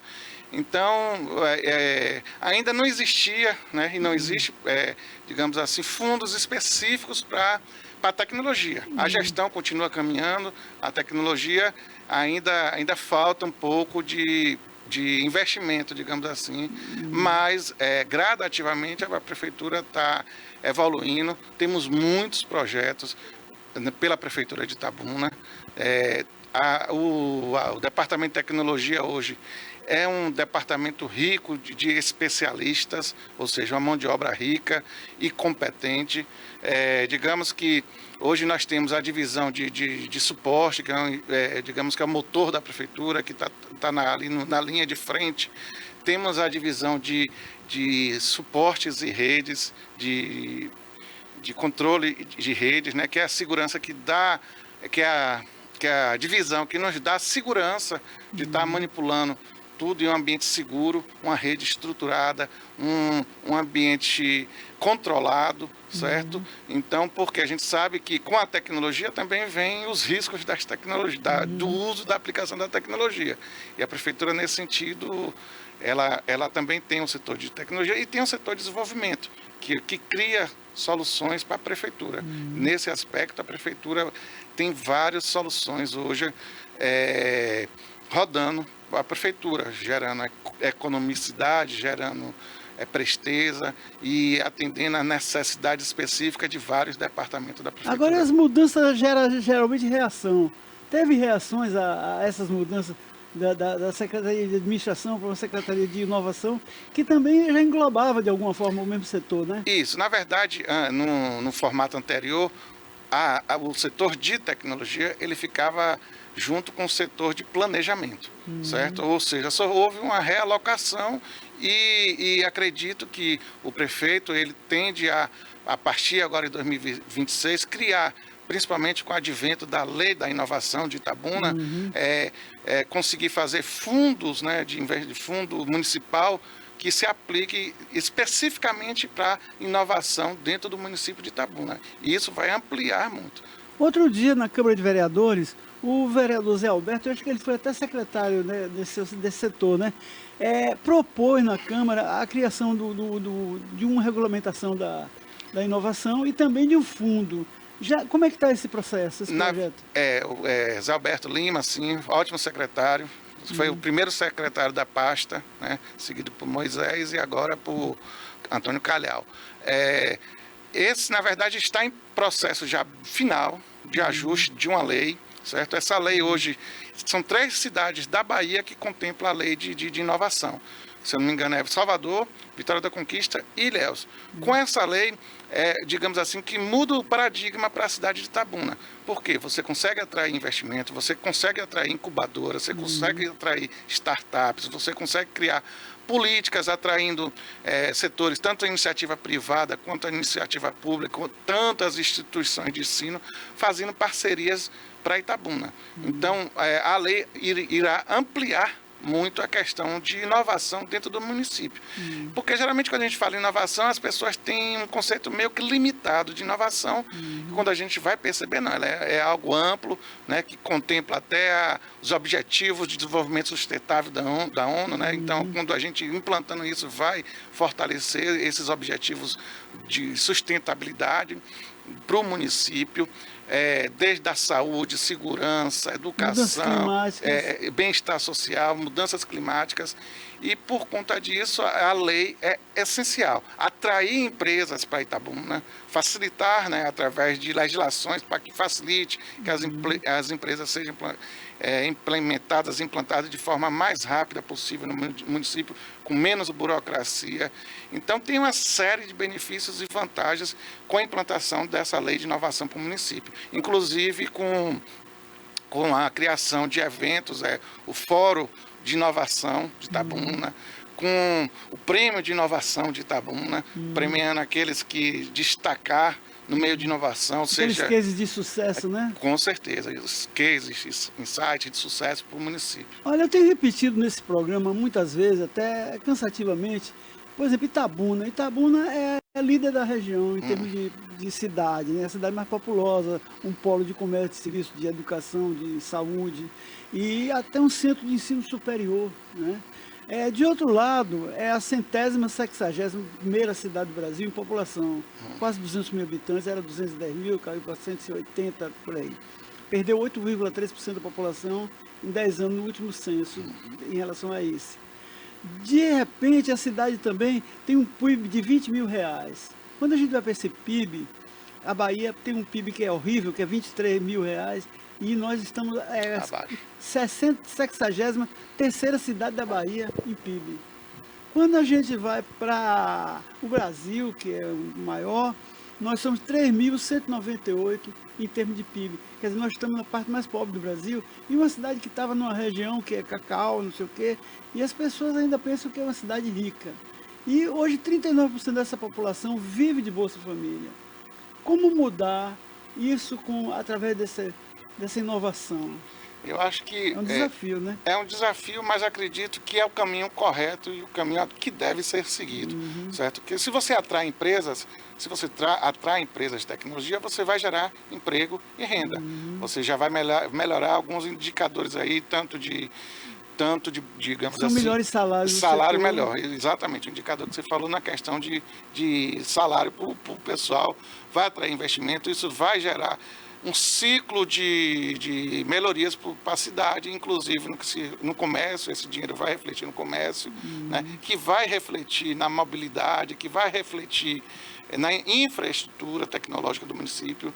Por incrível que pareça, quando a gente está na era que fala de IoT, internet das coisas, a gente precisa modernizar nossa rede 5G. Itabuna ainda tem uma rede 5G precária. Se a gente quer atrair investimentos e através da lei de inovação, isso vai ser possível, né? Melhorar a infraestrutura para receber e recepcionar essas empresas que, porventura, desejam se implantar na cidade. Eu acredito que perpassa por isso, perpassa por essa lei ser aprovada na Câmara, ser homologada, e a partir daí, sim, a gente tem um cenário deslumbrante lá no futuro. Essa lei vai ser enviada quando para o Legislativo? Você tem ideia? Está em fase de tratativas finais. Acredito que o Zé Alberto Lima aí seria a pessoa mais apropriada, ele que está à frente desse projeto, certo? Junto com o Poder Executivo, junto com Antônio Calhau, da Secretaria de Gestão, eles que estão à frente. Mas eu acredito que é de interesse do prefeito que seja homologada o mais rápido possível essa lei. Exatamente por isso, né? Porque imagine as possibilidades que o município não tem de melhorar, né? De modo geral, né? De modo... E esse fundo, como é que vai funcionar? Você tem ideia? Assim, o que eu sei é que dentro da lei contempla também o Conselho de Inovação, certo? Que seria um conselho responsável por fiscalizar, por analisar, por discutir, por decidir como será aplicado esse fundo, né? Esse fundo ele pode ser tanto da iniciativa pública quanto da iniciativa privada. Eu vou dar um exemplo aqui. Hoje nós temos várias soluções desenvolvidas pelo Departamento de Inovação e Tecnologia. Essas soluções poderiam facilmente ser utilizadas em outros municípios circunvizinhos, Ilhéus, Guararema, vender, né? Uma forma mais barata seria a burocracia entre entes públicos, ela é muito mais fácil do que entre um ente público e um ente privado. Então, seria mais econômico para o parceiro, digamos assim, para a prefeitura, adquirir soluções da própria Departamento de Inovação da Prefeitura, e isso ajudaria todo mundo sairia ganhando, tanto a Prefeitura, né, digamos assim, arrecadando fundos, quanto os municípios que iriam estar implantando em suas cidades soluções mais viáveis economicamente e sustentáveis. Como Centro de Ensino Superior Ilhéus Itabuna, várias faculdades têm curso na área de Tecnologia da Informação. Pois vocês tinham parceria com essas faculdades também? Tudo Sim, isso? a Prefeitura sempre tem parcerias com as universidades aqui da região. Inclusive, a gente está, agora mesmo, através do professor Gustavo Lisboa, a Prefeitura, a UESC, conseguiu uma verba da FAPESP, né, para financiar um projeto da Prefeitura de Itabuna, né, para a implantação da plataforma SEI, certo? Que vai ser um marco também tecnológico no município, visto que o SEI é uma plataforma que tende o quê? Eliminar o uso de papel. E você eliminando o uso de papel, você tem uma economia e economicidade muito grande para o município. Sem falar que, quando eu falo em economia, não é só a economia do papel propriamente dito. Eu estou falando economia de tempo, economia de deslocamento, visto que muitas vezes chega um pessoal sai de Ferrada para entregar um documento físico, né? Cá no centro administrativo, cá no trade, no Jequitibá Trade, que é a nova sede. Isso é inadmissível, né? Porque você tem que ter soluções e o 6 seria exatamente isso, possibilitar que a tramitação de processo de documentação fosse tudo por ele de forma legal, já que ele contempla certificado digital, assinatura digital. A Prefeitura até tem, mas não com tantas particularidades como não é a plataforma SEI. A plataforma SEI, para quem não conhece, é um sistema desenvolvido por TRF4, Tribunal Regional Federal, lá do Rio Grande do Sul, e que hoje é referência nacional, utilizado nos principais órgãos públicos, seja da esfera federal, estadual, municipal, seja do Poder Executivo, Legislativo e Judiciário. Então, seria um marco extremamente importante. Ela integraria todos os setores do governo? Todos os setores e entes públicos, ou seja, autarquias municipais também. E a tramitação de qualquer tipo de processo funcionaria por aí. Estima-se que reduziria mais de 90% de utilização de papel, e sem falar com os custos, né, digamos, indiretos, certo? É uma economia muito grande. Locais, esse dia eu estava lendo a matéria do Estado de São Paulo. O que se economizou foi questão de bilhões de reais que se economiza por ano de papel, por conta da implantação do SEI. Agora, a tecnologia, hoje você tem a inteligência artificial. Como ela entraria nesse processo, né, de inovação? Assim, inclusive a Prefeitura tem especialista em inteligência artificial. Vou dar um exemplo simples aqui de como entraria. Hoje em dia a gente pode criar um chatbot, né, que ele vai ser integrado com o SEI. uma pessoa identificou que está sem energia no bairro tal. Automaticamente, né, vai ter lá um canal no WhatsApp, ele vai fazer mensagem, e isso já gera um processo automaticamente no SEI, ou seja, já vai para o departamento, já vai. Então, essa tramitação vai ser muito rápida, né? Visto que hoje, como é que fala? Liga, formaliza, escreve no papel, né? Porque não, e a Coelba ainda exige do cara que tem o número do cliente na internet, né? E se você está na rua vendo um problema, como é que você vai noticiar? Exatamente. Que tá sem luz? Então, imagine um cenário desse. A pessoa vai, tira a foto do poste, fala que está sem energia, está sem luz, certo? Isso automaticamente gera um processo que já vai para o SEI. Então, isso já vai para o setor específico que vai agir para resolver o problema do cidadão. Certo? Isso é um dos casos, mas a gente está falando de IPTU, geração automática de IPTU, consultas, né? Então, de automação das próprias secretarias, digamos, setor de licitação, que faz documentação demais, faz estudo técnico preliminar, faz documento de formalização de demanda, faz termo de referência, contratos, enfim, isso tudo pode ser automatizado usando a inteligência artificial. Itabuna tem 85% da renda de Itabuna é geralmente do comércio. 14% vem do setor de indústria, que ainda é incipiente em Itabuna, e 1% de agricultura, que já foi o grande carro-chefe da economia regional. A tecnologia da informação, ela pode mudar aqui, como esse perfil, como é que a gente pode... Por exemplo, Recife tem aquele porto, né? Porto da tecnologia e tal, e tudo. Itabuna pode ser um polo desse? Pode sim. Inclusive, eu digo que para o comércio, a prefeitura tem o quê? Que facilitar. Criar canais, né? Que o atendimento seja de forma mais rápida possível, desburocratizar ou tornar a burocracia mais rápida possível. Isso por si só já ajuda muito o comerciante.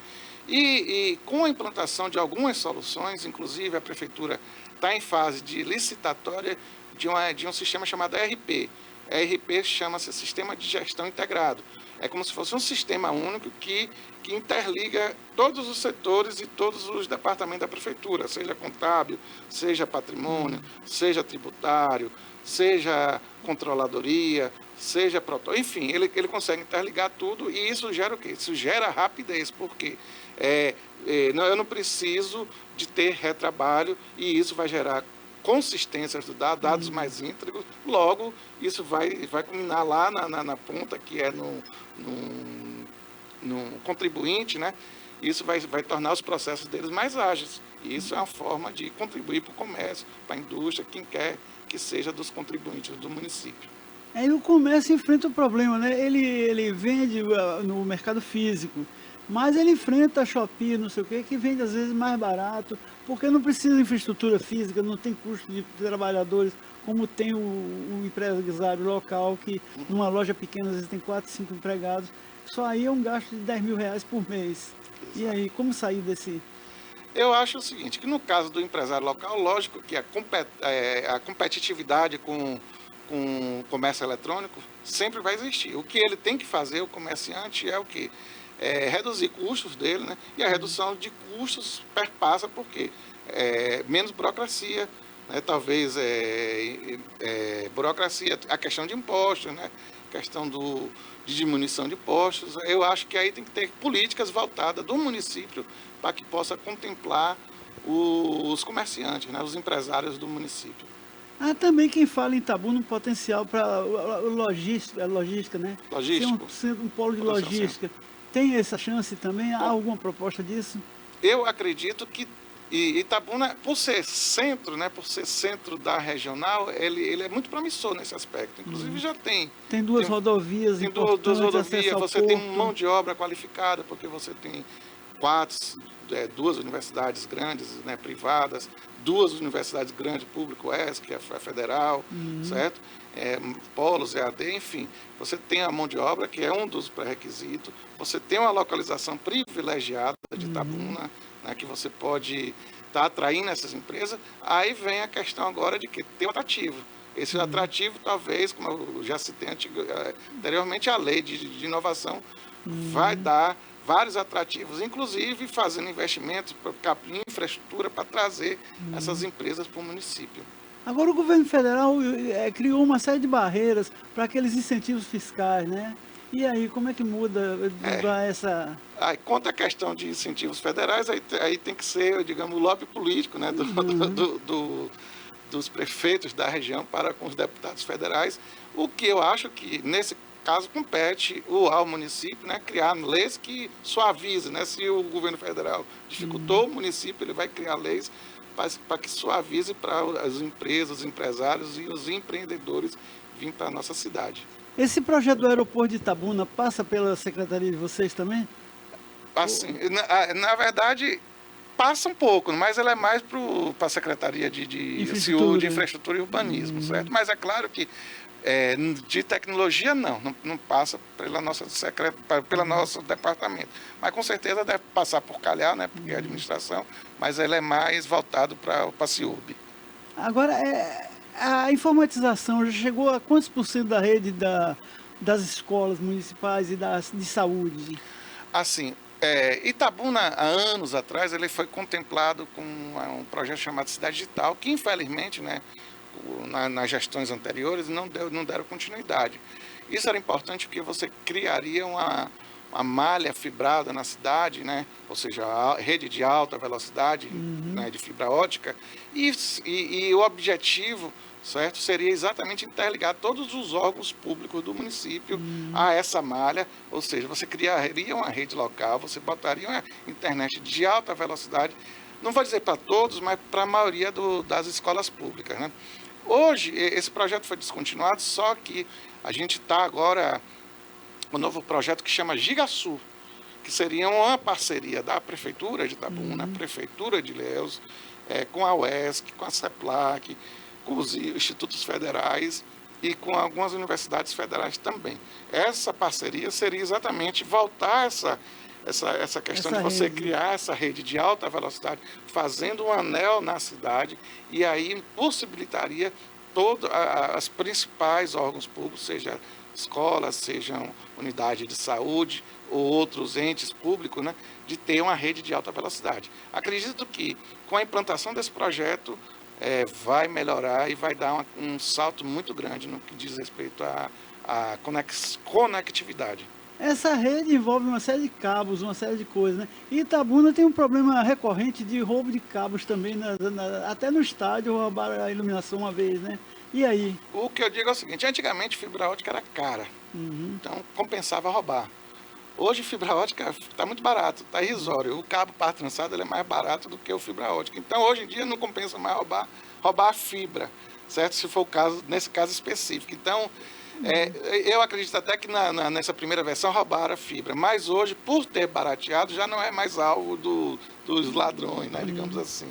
Então, isso aí a gente leva uma certa vantagem nesse aspecto. Acho que hoje não se vê mais falar de roubo de fibra. O que se ouve falar é rompimento de fibra, passa caminhão e tal, mas é coisa que... E também aqueles incêndios nas redes, mas é sobrecarga. Exatamente, às vezes, né, exato. De até ligações irregulares. E clandestinas, muita ligação clandestina, enfim. Tem que ter políticas também para isso, para combater essas. Sei que é difícil, não é fácil, porque hoje retira um, amanhã nasce 10, mas o município e os órgãos fiscalizadores têm que atuar nesse sentido aí. E Itabuna em tecnologia da informação, como é que Itabuna está hoje em termos de tecnologia? Eu digo que Itabuna ela é pioneira na região. Eu posso estar equivocado, mas eu acredito que Itabuna é líder em termos de tecnologia na nossa região. Por quê? Porque, principalmente pelo corpo técnico especializado que a Prefeitura tem e por várias soluções de desenvolvimento próprio, né? Então, isso dá uma vantagem. Quando a gente vai comparar para outras cidades, principalmente a cidade de pequeno porte, não tem essa infraestrutura. Geralmente é comum ter aquele técnico que faz tudo, né? Não, hoje na Prefeitura nós temos o pessoal de redes, o pessoal de suporte, o pessoal de desenvolvimento, o pessoal de telefonia, né? O especialista em programação, o especialista em inteligência artificial, o especialista em ciência de dados, né? Porque a gente precisa de números, estatísticas, enfim, a gente tem um conjunto de profissionais extremamente qualificados que faz com que Itabuna esteja na vanguarda da tecnologia. Agora, no caso da secretaria de vocês, a IA se aplica como, assim, Em tudo, toda hora e todo momento. Acho que a secretaria da gente, talvez da prefeitura, indiscutivelmente vai ser a que mais aplique e mais tem profissional apto e qualificado para aplicar IA. Então, vamos supor, a gente tem um código antigo, um código-fonte é o código que cria um determinado software. A gente quer atualizar esse código, a gente joga no IA lá, esse código vai ser rapidamente atualizado para uma linguagem nova, moderna. Enfim, a gente pode usar vários frameworks de inteligência artificial para automatizar vários processos. E a equipe de redes também para implementar novos níveis de segurança na prefeitura. Então, toda hora e todo momento a gente está usando IA dentro do nosso departamento. E para o cara que é fraudador das redes e tal, e tudo, o hacker e tal, a IA vai dificultar ou facilitar o trabalho desses caras? Na verdade, para os caras facilita, só que a gente tem que estar meio que à frente desses caras. E dentro desse princípio, o que é que a gente tem que fazer? Tem que fazer investimento em segurança. E a gente fez um investimento relativamente considerável, agora contratando um firewall, que é um dos principais firewalls de proteção da rede local, que chama FortiGate. Então, a gente hoje a rede de Itabuna está sobre, digamos assim, gerenciamento desse firewall, né, para proteger todos os dados. Então, ele é extremamente rígido, então os acessos são extremamente limitados, de acordo com permissões. E esse FortiGate, ele vai rastreando, escaneando nossa rede para ver se identifica alguma anomalia e já identifica. Tem tentativa de acesso? Toda hora e todo momento. Não tem, acho que o bandido trabalha 24/7. 24/7, com certeza. E 360. Eles trabalham todo dia. A toda hora. Eles telefonam para o povo também. Olha, tem uma coisa no banco para o senhor coisar. Se for, digite 1, se não for, digite 2. O que é que o eleitor dessa coisa deve fazer? Deve digitar ou deve desligar? Na verdade, ele hoje tem software de aplicativos celulares que eles conseguem identificar que é spam. E evitar, né, atender essas ligações de spam, certo? Então, mais uma vez, usar tecnologias que inibam tais ações. O cara liga assim, olha, Banco do Brasil, não sei o quê, aí o telefone é 73, é de Itabuna, só que é 988-1945, você sabe que é algum computador que o nego está usando ali para lhe acessar e tal. E bota uma voz até convincente e tal, de IA e tal, parecendo que é uma coisa oficial. O senhor precisa fazer não sei o que lá de prova de vida, não sei o que do INSS, o banco tal, até uma entrada de um cheque de tanto que o senhor pagou e está devolvido e tal, rapaz. É complicado, mas a gente tem que estar precavido e tem que usar as ferramentas a favor, certo? Como eu falei, usa lá um aplicativo antifraude que vai acusar quando é suspeita, né, de alguma ligação ilegal, bloquear esses números. As pessoas têm que estar atentas, porque isso está crescendo, não é uma coisa que está diminuindo, não. Cada vez mais, acho que eu devo ter umas 10, 15 ligações por dia de tentativas de fraude. Então, e a online, quantas são mais ou menos que vocês veem? Assim, o hacker, eles vão fazendo o quê? Eles vão tentando buscar brechas, né, falhas de segurança nas nossas redes, certo? E a gente vai, como eu falei, como a gente tem um sistema de proteção bem robusto, o que tem de melhor no mundo, hoje está implantado, está instalado na prefeitura, ele fica rastreando, a gente está vendo o que ele está fazendo, mas a muralha de proteção, digamos assim, a muralha de fogo de proteção da prefeitura está combatendo, está expelindo ele. Agora sim, aí você vai me perguntar, mas é inviolável? Claro, não existe nenhuma rede no mundo inviolável, certo? O que as empresas, e no nosso caso a prefeitura, tem que fazer é criar política de segurança da informação, né? Que caso aconteça algum sinistro, né?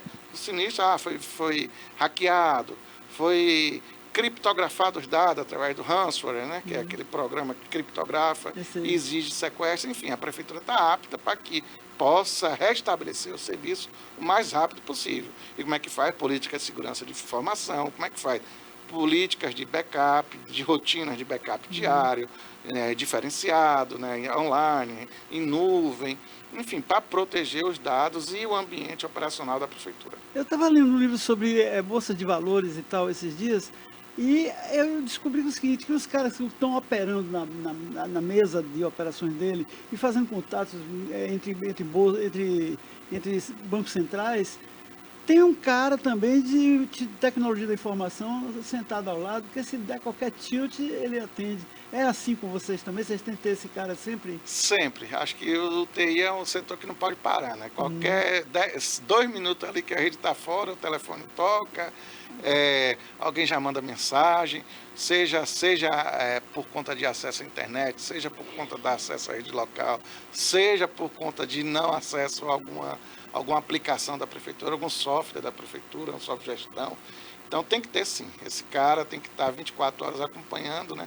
Lógico que como a prefeitura não funciona nos finais de semana, acaba que nessa parte mais administrativa não tem tanto problema. Mas mesmo assim continua a nota fiscal eletrônica, continua vários serviços. Mas você no fim de semana você tem uma equipe de plantão para monitorar o sistema? Sempre tem um monitoramento, sempre tem alguém que possa estar ali, né, dando cobertura ou sendo acionado. Então é comum o pessoal de redes ir na prefeitura.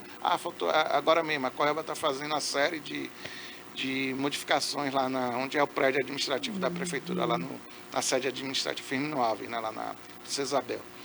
Aí eles fazem um planejamento para, sei lá, desligar a energia no sábado. O problema de desligar até que o impacto. O grande problema é quando retorna.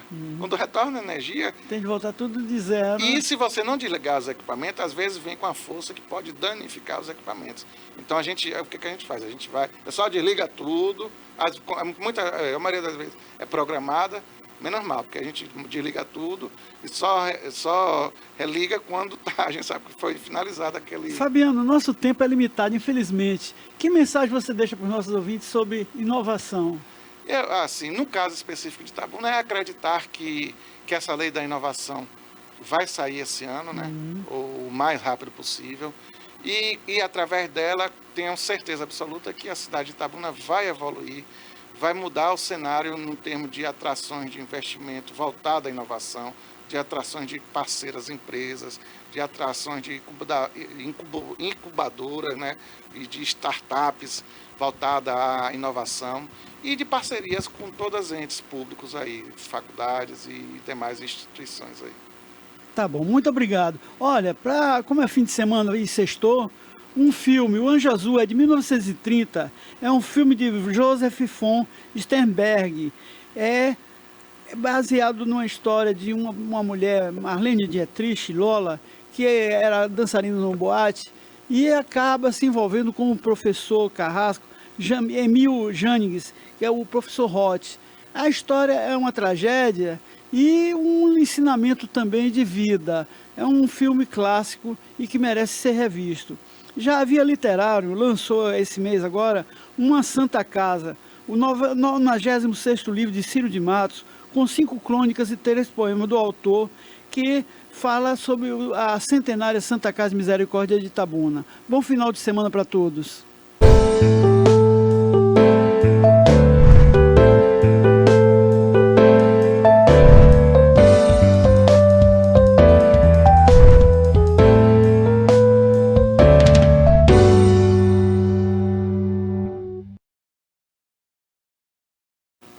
Estamos de volta, já quase no finalzinho do programa.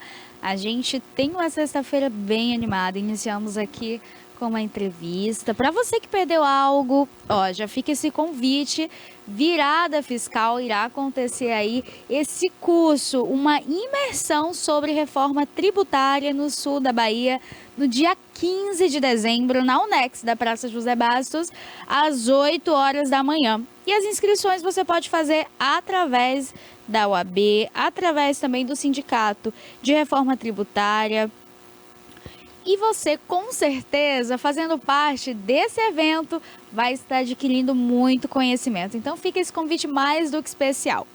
E a gente dá seguimento aqui, então, com as nossas notícias. E uma delas, eu já quero que a produção coloque aí na tela para você de casa. É um vídeo que mostra o momento em que policiais chegam para fazer uma ocorrência e acaba acontecendo uma explosão dentro dessa casa. A Polícia Militar, então, adentrou a ocorrência e nesse processo de investigação, a polícia agora tenta identificar o que de fato aconteceu. Se já era uma explosão que estava para acontecer, ou seja, planejado para que quando os policiais chegassem acontecesse, ou se não tem nenhuma ligação criminosa.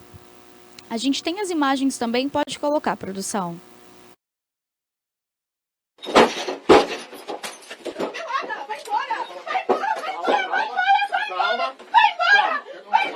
uma toalha pra ela. Toalha. Aqui, ó.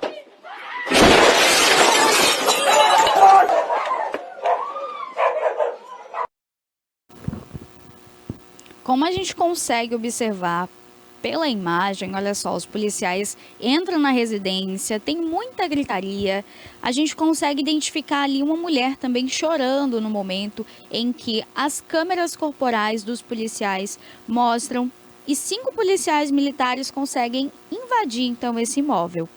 Ficam gravemente feridos quando a residência acontece essa explosão. Olha só, o barulho é logo em seguida que eles entram na residência. Tem muito barulho ali de grito, de choro, uma zoada intensa, mas logo em seguida a gente consegue ver. Essa ocorrência aconteceu, foi feita então na Vila Santo Antônio, zona norte de São Paulo, na última segunda-feira. Esse episódio também ganhou notoriedade através das redes sociais, que a gente pôde ver ali então o que as pessoas esperavam, né? Que no caso seria que a mulher fosse retirada da residência, mas no momento, olha, que eles começam a entrar e tem aquela agonia ali, né? Dos gritos da moça em si.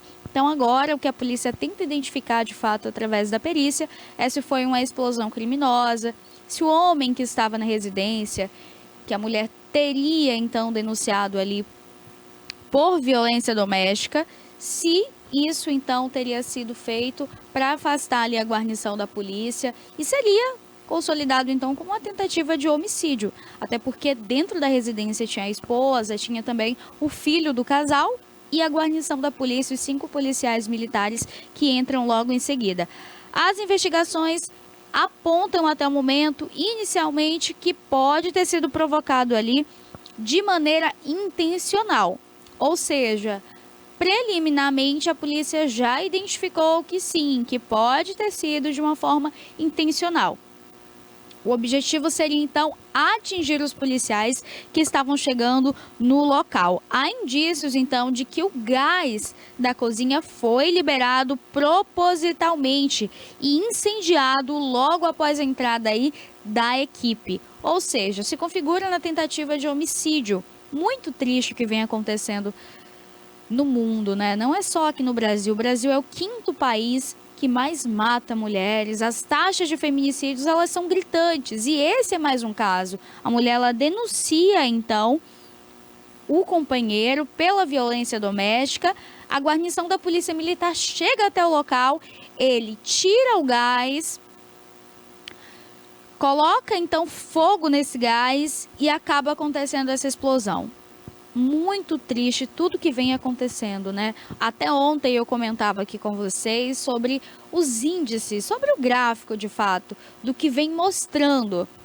O feminicídio, ele se constitui na morte de mulheres, se constitui na violência, na agressão, na tentativa. E é tudo que vem acontecendo nos últimos dias mostra a violência que nós, mulheres, temos vivido todos os dias. A gente vê quantas mulheres morrendo com o boletim de ocorrência na mão, com o pedido da medida protetiva ou até mesmo com a medida protetiva.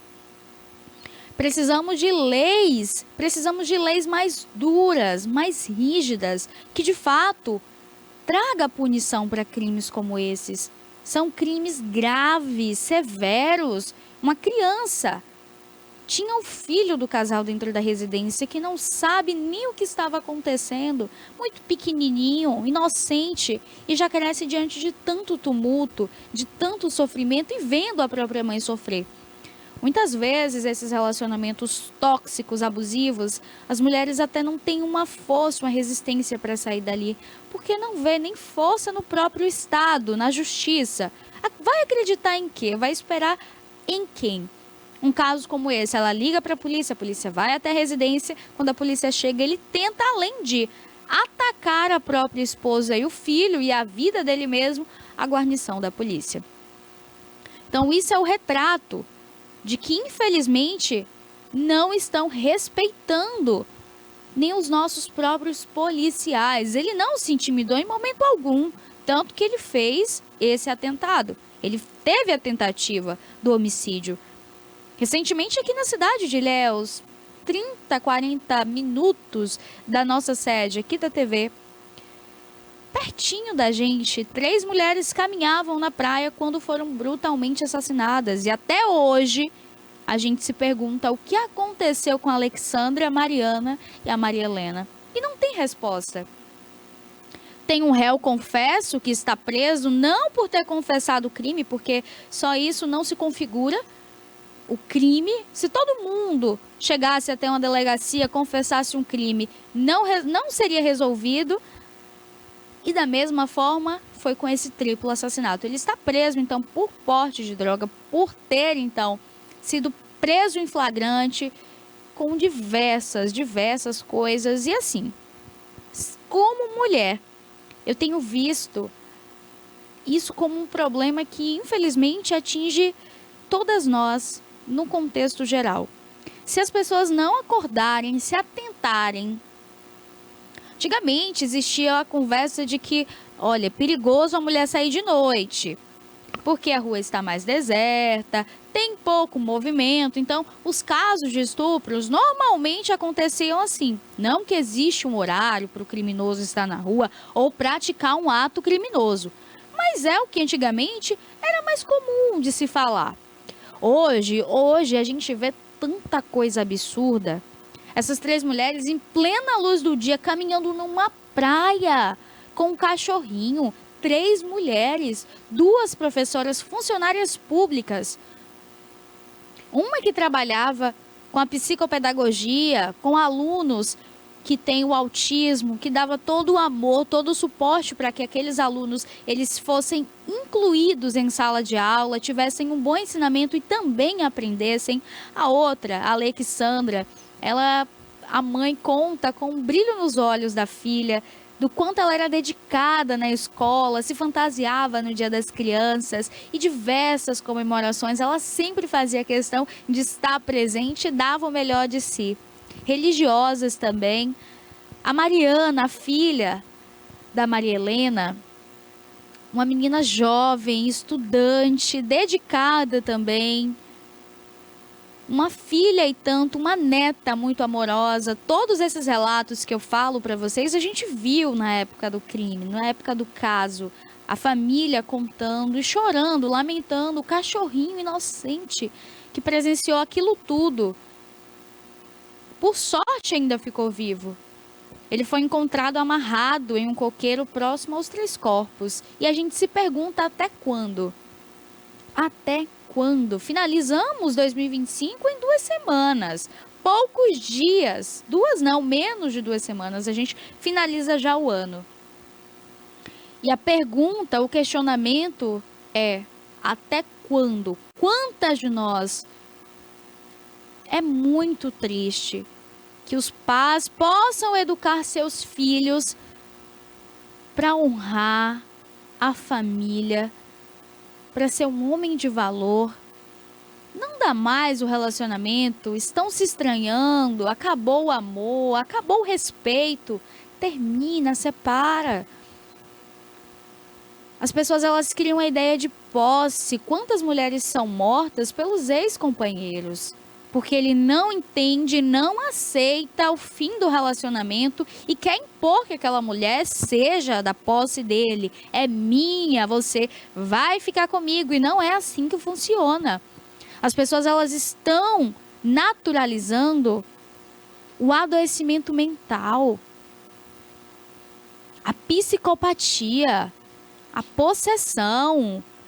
Ninguém é posse de ninguém. Nós não somos objetos. As mulheres não são objetos. Existem casos e mais casos que a gente poderia ficar aqui citando o dia inteiro de injustiça no Brasil. A Elisa Samúdio, um caso de 15 anos atrás, quase 20 anos. Até hoje, a família se pergunta onde está o corpo de Elisa. Ninguém sabe onde foi parar. Quando ela se envolve ali com o goleiro Bruno, começa aquela repercussão na mídia de que a Elisa tá grávida, ela dá entrevista, ela sai do estado, vai para o Paraná.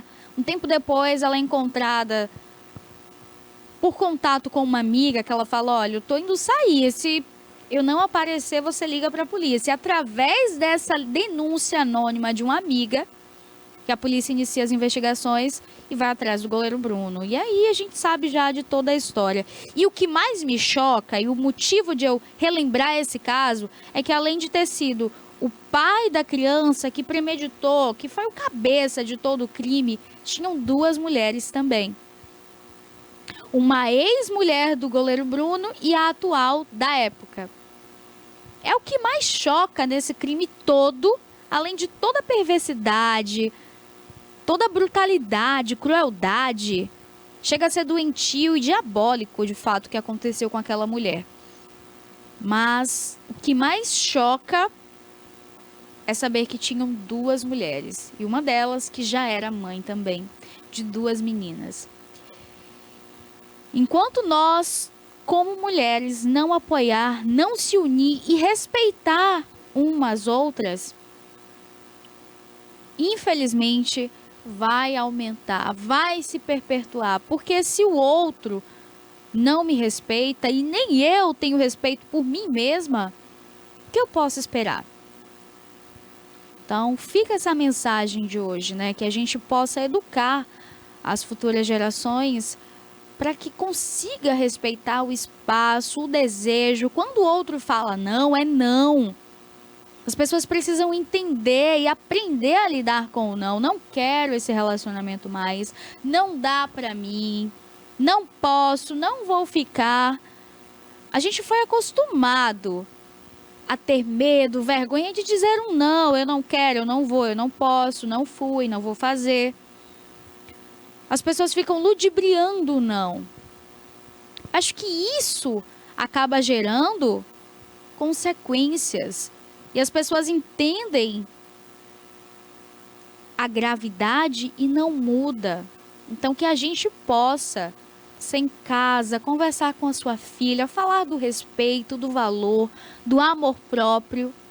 E principalmente para ela aprender a identificar sinais de um relacionamento tóxico. Porque o relacionamento que acaba em uma morte, ele deu sinais. Aquele homem foi agressivo, manipulador, violento. Ele demonstrou em algum momento. Aquela mulher também, que acabou tirando a vida do esposo, do namorado, do ex. Porque quando a gente fala em relacionamento tóxico, abusivo, existem os 2 lados. Existe o homem tóxico, abusivo, manipulador, agressor, psicopata, maníaco. E existe a mulher também, agressiva, manipuladora, criminosa. Os 2 lados mostram a face. Ninguém consegue ser um personagem a vida inteira. Então fica aqui esse recado para você nessa sexta-feira. Saiba identificar os sinais a tempo e saia o quanto antes. A sua vida, ela custa muito. A sua vida é um presente. Não é à toa que o hoje, o agora, se chama presente. É uma oportunidade de boas escolhas e de viver bem. Então, que a gente possa educar as futuras gerações dessa forma, a entender que o não é não.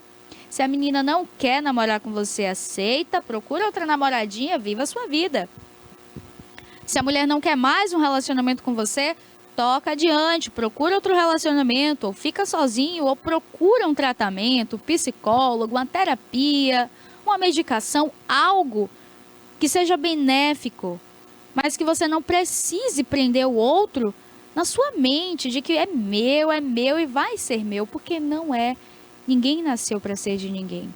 Quando a gente nasce, corta o cordão umbilical da mamãe, lá na barriga, que a gente se alimenta. Então, se a mãe da gente, que deu a vida, cortou, imagina do outro. Para que se prender ou querer prender alguém na sua vida, né? Que a gente possa aprender a soltar, porque quem ama consegue modificar a forma de amar. Mesmo de longe, você ama, admira e torce pela pessoa. E isso é o mais importante, né? Deixar o outro fazer as escolhas dele e ser feliz. Mas a gente também está em clima de Natal. Clima de Natal, é isso mesmo. Natal está chegando, temos preparado uma programação mais do que especial aqui para você, inclusive com muitas receitas natalinas. Você de casa vai poder também aprender a fazer panetone gourmet. É isso mesmo. Eu, Pérola, não sou muito adepta ao panetone de frutas cristalizadas. Eu sou a louca do panetone gourmet com chocolate, com gotas ou com o próprio recheio. E a gente, na próxima semana, vai trazer um programa bem especial, recheado de receitas docinhas, hein, Cássio? Uma sobremesa. Cássio deu até risada aqui embaixo. Você gosta, Cássio? Sobremesa de Natal tem gosto de felicidade. É um dia muito esperado. O ano passado, fizemos uma programação bem legal. Eu trouxe aqui mulheres que impactam, trouxe pessoas que realizaram sonhos e a gente falou sobre sonhos, porque eu acredito que final de ano a gente faz as metas, os planos, idealiza. E quando você vê histórias fortes que inspiram, com certeza dá uma virada de chave também. E esse ano não será diferente. A gente tem preparado aí uma programação bem especial, inclusive, além das receitas natalinas, sobremesas. Eu já tô com vontade aqui, viu, Cássio? Vai ter que deixar alguma coisa pra gente de doce aqui, né? Nosso Natal também. Mas olha, a gente vai trazer aí também os destinos mais procurados para o final de ano no Nordeste. A Bahia tem o Dendê. A Bahia recebe muito bem nessa época do ano. Um dos destinos mais procurados aqui na Bahia é Porto Seguro. Entre Arraial da Ajuda e Trancoso, as festas aí ganham notoriedade e o público super adepto. Além dos looks incríveis que a gente vai trazer aqui para você também de casa se inspirar, tem muita praia bonita para você também aproveitar. Então, olha, Nordeste, Bahia, a gente entende, a gente traz aqui essas oportunidades de viagem para você. Mas antes da gente dar seguimento aqui já para finalizar, e que Denilton Santos está chegando com o Alerta Cidade, vou pedir para Cássio ir colocando aqui os novos panetones, que são os panetones gourmet. Dessa vez, resolveram inovar no Natal. O Natal de 2026, além do panetone tradicional, com as frutas cristalizadas, aquela verdinha, amarelinha, vermelho, as coloridas, existem agora novos sabores e também diversos tamanhos. O pessoal agora resolveu aproveitar também, está querendo criar aí o panetone salgado. Eu ainda sou da tradição, prefiro aquela coisinha mais doce. O panetone já tem a cara do Natal, né? A gente acorda, come aquele panetone gostoso depois da ceia, né? Depois daquela noite especial em família. É uma manhã que tem um gosto único. Para mim, Natal já tem gosto de infância, tem aquela lembrança de família reunida, do afago, aquele abraço carinhoso, os presentes também. Pode colocando pra gente, Cássio, as opções aí dos novos panetones que serão adeptos em 2025. O final do ano promete. Olha só, o pessoal tem aproveitado também, que delícia, são diversas opções, dentre elas, essa daí, gente, é um chocolate. Chocolate e pistache. Pistache é um sabor diferente. Eu, particularmente, Pérola aqui, tá? Não gosto muito, não. Não sou muito fã, não, do pistache. Mas o pistache tem um sabor único, inconfundível. Quem come sabe que é o pistache, não tem como errar o sabor. É um sabor gostoso, mas fica aí na lista dentre os mais caros, no top 1. A gente tem esse daí também, que é um super decorado. O pessoal coloca numa caixinha bem embalada, serve já como presente. Eu tenho visto nas redes sociais também o pessoal apostar bastante aí na entrega de panetones como lembrancinhas, como presente. Tem o de 100 gramas, 150, 200 e até 501 quilo. 1 quilo de panetone recheado. Pode ir colocando, viu, Cássio? Deu água na boca. Em pleno meio-dia, meu Deus do céu. O que a gente está fazendo, hein, Cássio? Que delícia. Olha só, esse daí super recheado também. Esses panetones, gente, eles vão bombar agora na ceia de Natal. As confeiteiras, elas fazem com todo o amor, com todo carinho. E na semana que vem a gente vai ter aqui ao vivo, hein? Já fica essa receita para você em casa poder fazer também. Fora que existem diversos tamanhos, ó, tem até pequenininho assim, bem pequenininho, que deve ser mais fácil, né? Eu particularmente adoro, amo doce. E pro Natal, então, essas opções, gente, elas são recheadas por dentro. Ao invés de serem as frutas, elas são assim, olha só, essa imagem aí com o panetone cortado. São bem trufados. As marcas, as grandes marcas aí que vendem chocolate já tem apostado há um tempinho também. Esse ano teve algumas alterações que eu já fui procurar, participei de um amigo secreto. E aí eu já fui procurar os panetones, né, para saber qual opção seria o melhor. Então, uma das opções aí para amigo secreto, lembrancinha, nesse Natal, panetone recheado. Eu, particularmente, Cássio, eu tô doida para comer o quê? É o salpicão, né, que vende e dá para fazer em casa. Eu já quero comer agora, gente. Já que podia comer hoje, nesse momento. Saindo da TV, comprava e coisa gostosa. Natal é uma época boa. É uma época mágica. E com certeza que nesse ano a gente passou por tantas coisas, né? Quando eu falo a gente, no contexto geral. País, nação. O Brasil se encontra num momento de instabilidade política. Se encontra também num processo de segurança pública não muito bem. O Rio de Janeiro, aquele episódio marcante na história do país, no ano de 2025. Tivemos diversos ciclones extratropicais aqui no Brasil, passando pelo Paraná, agora em São Paulo, em algumas cidades, mais de 50 horas sem energia. Tantos casos de violência doméstica, de feminicídio.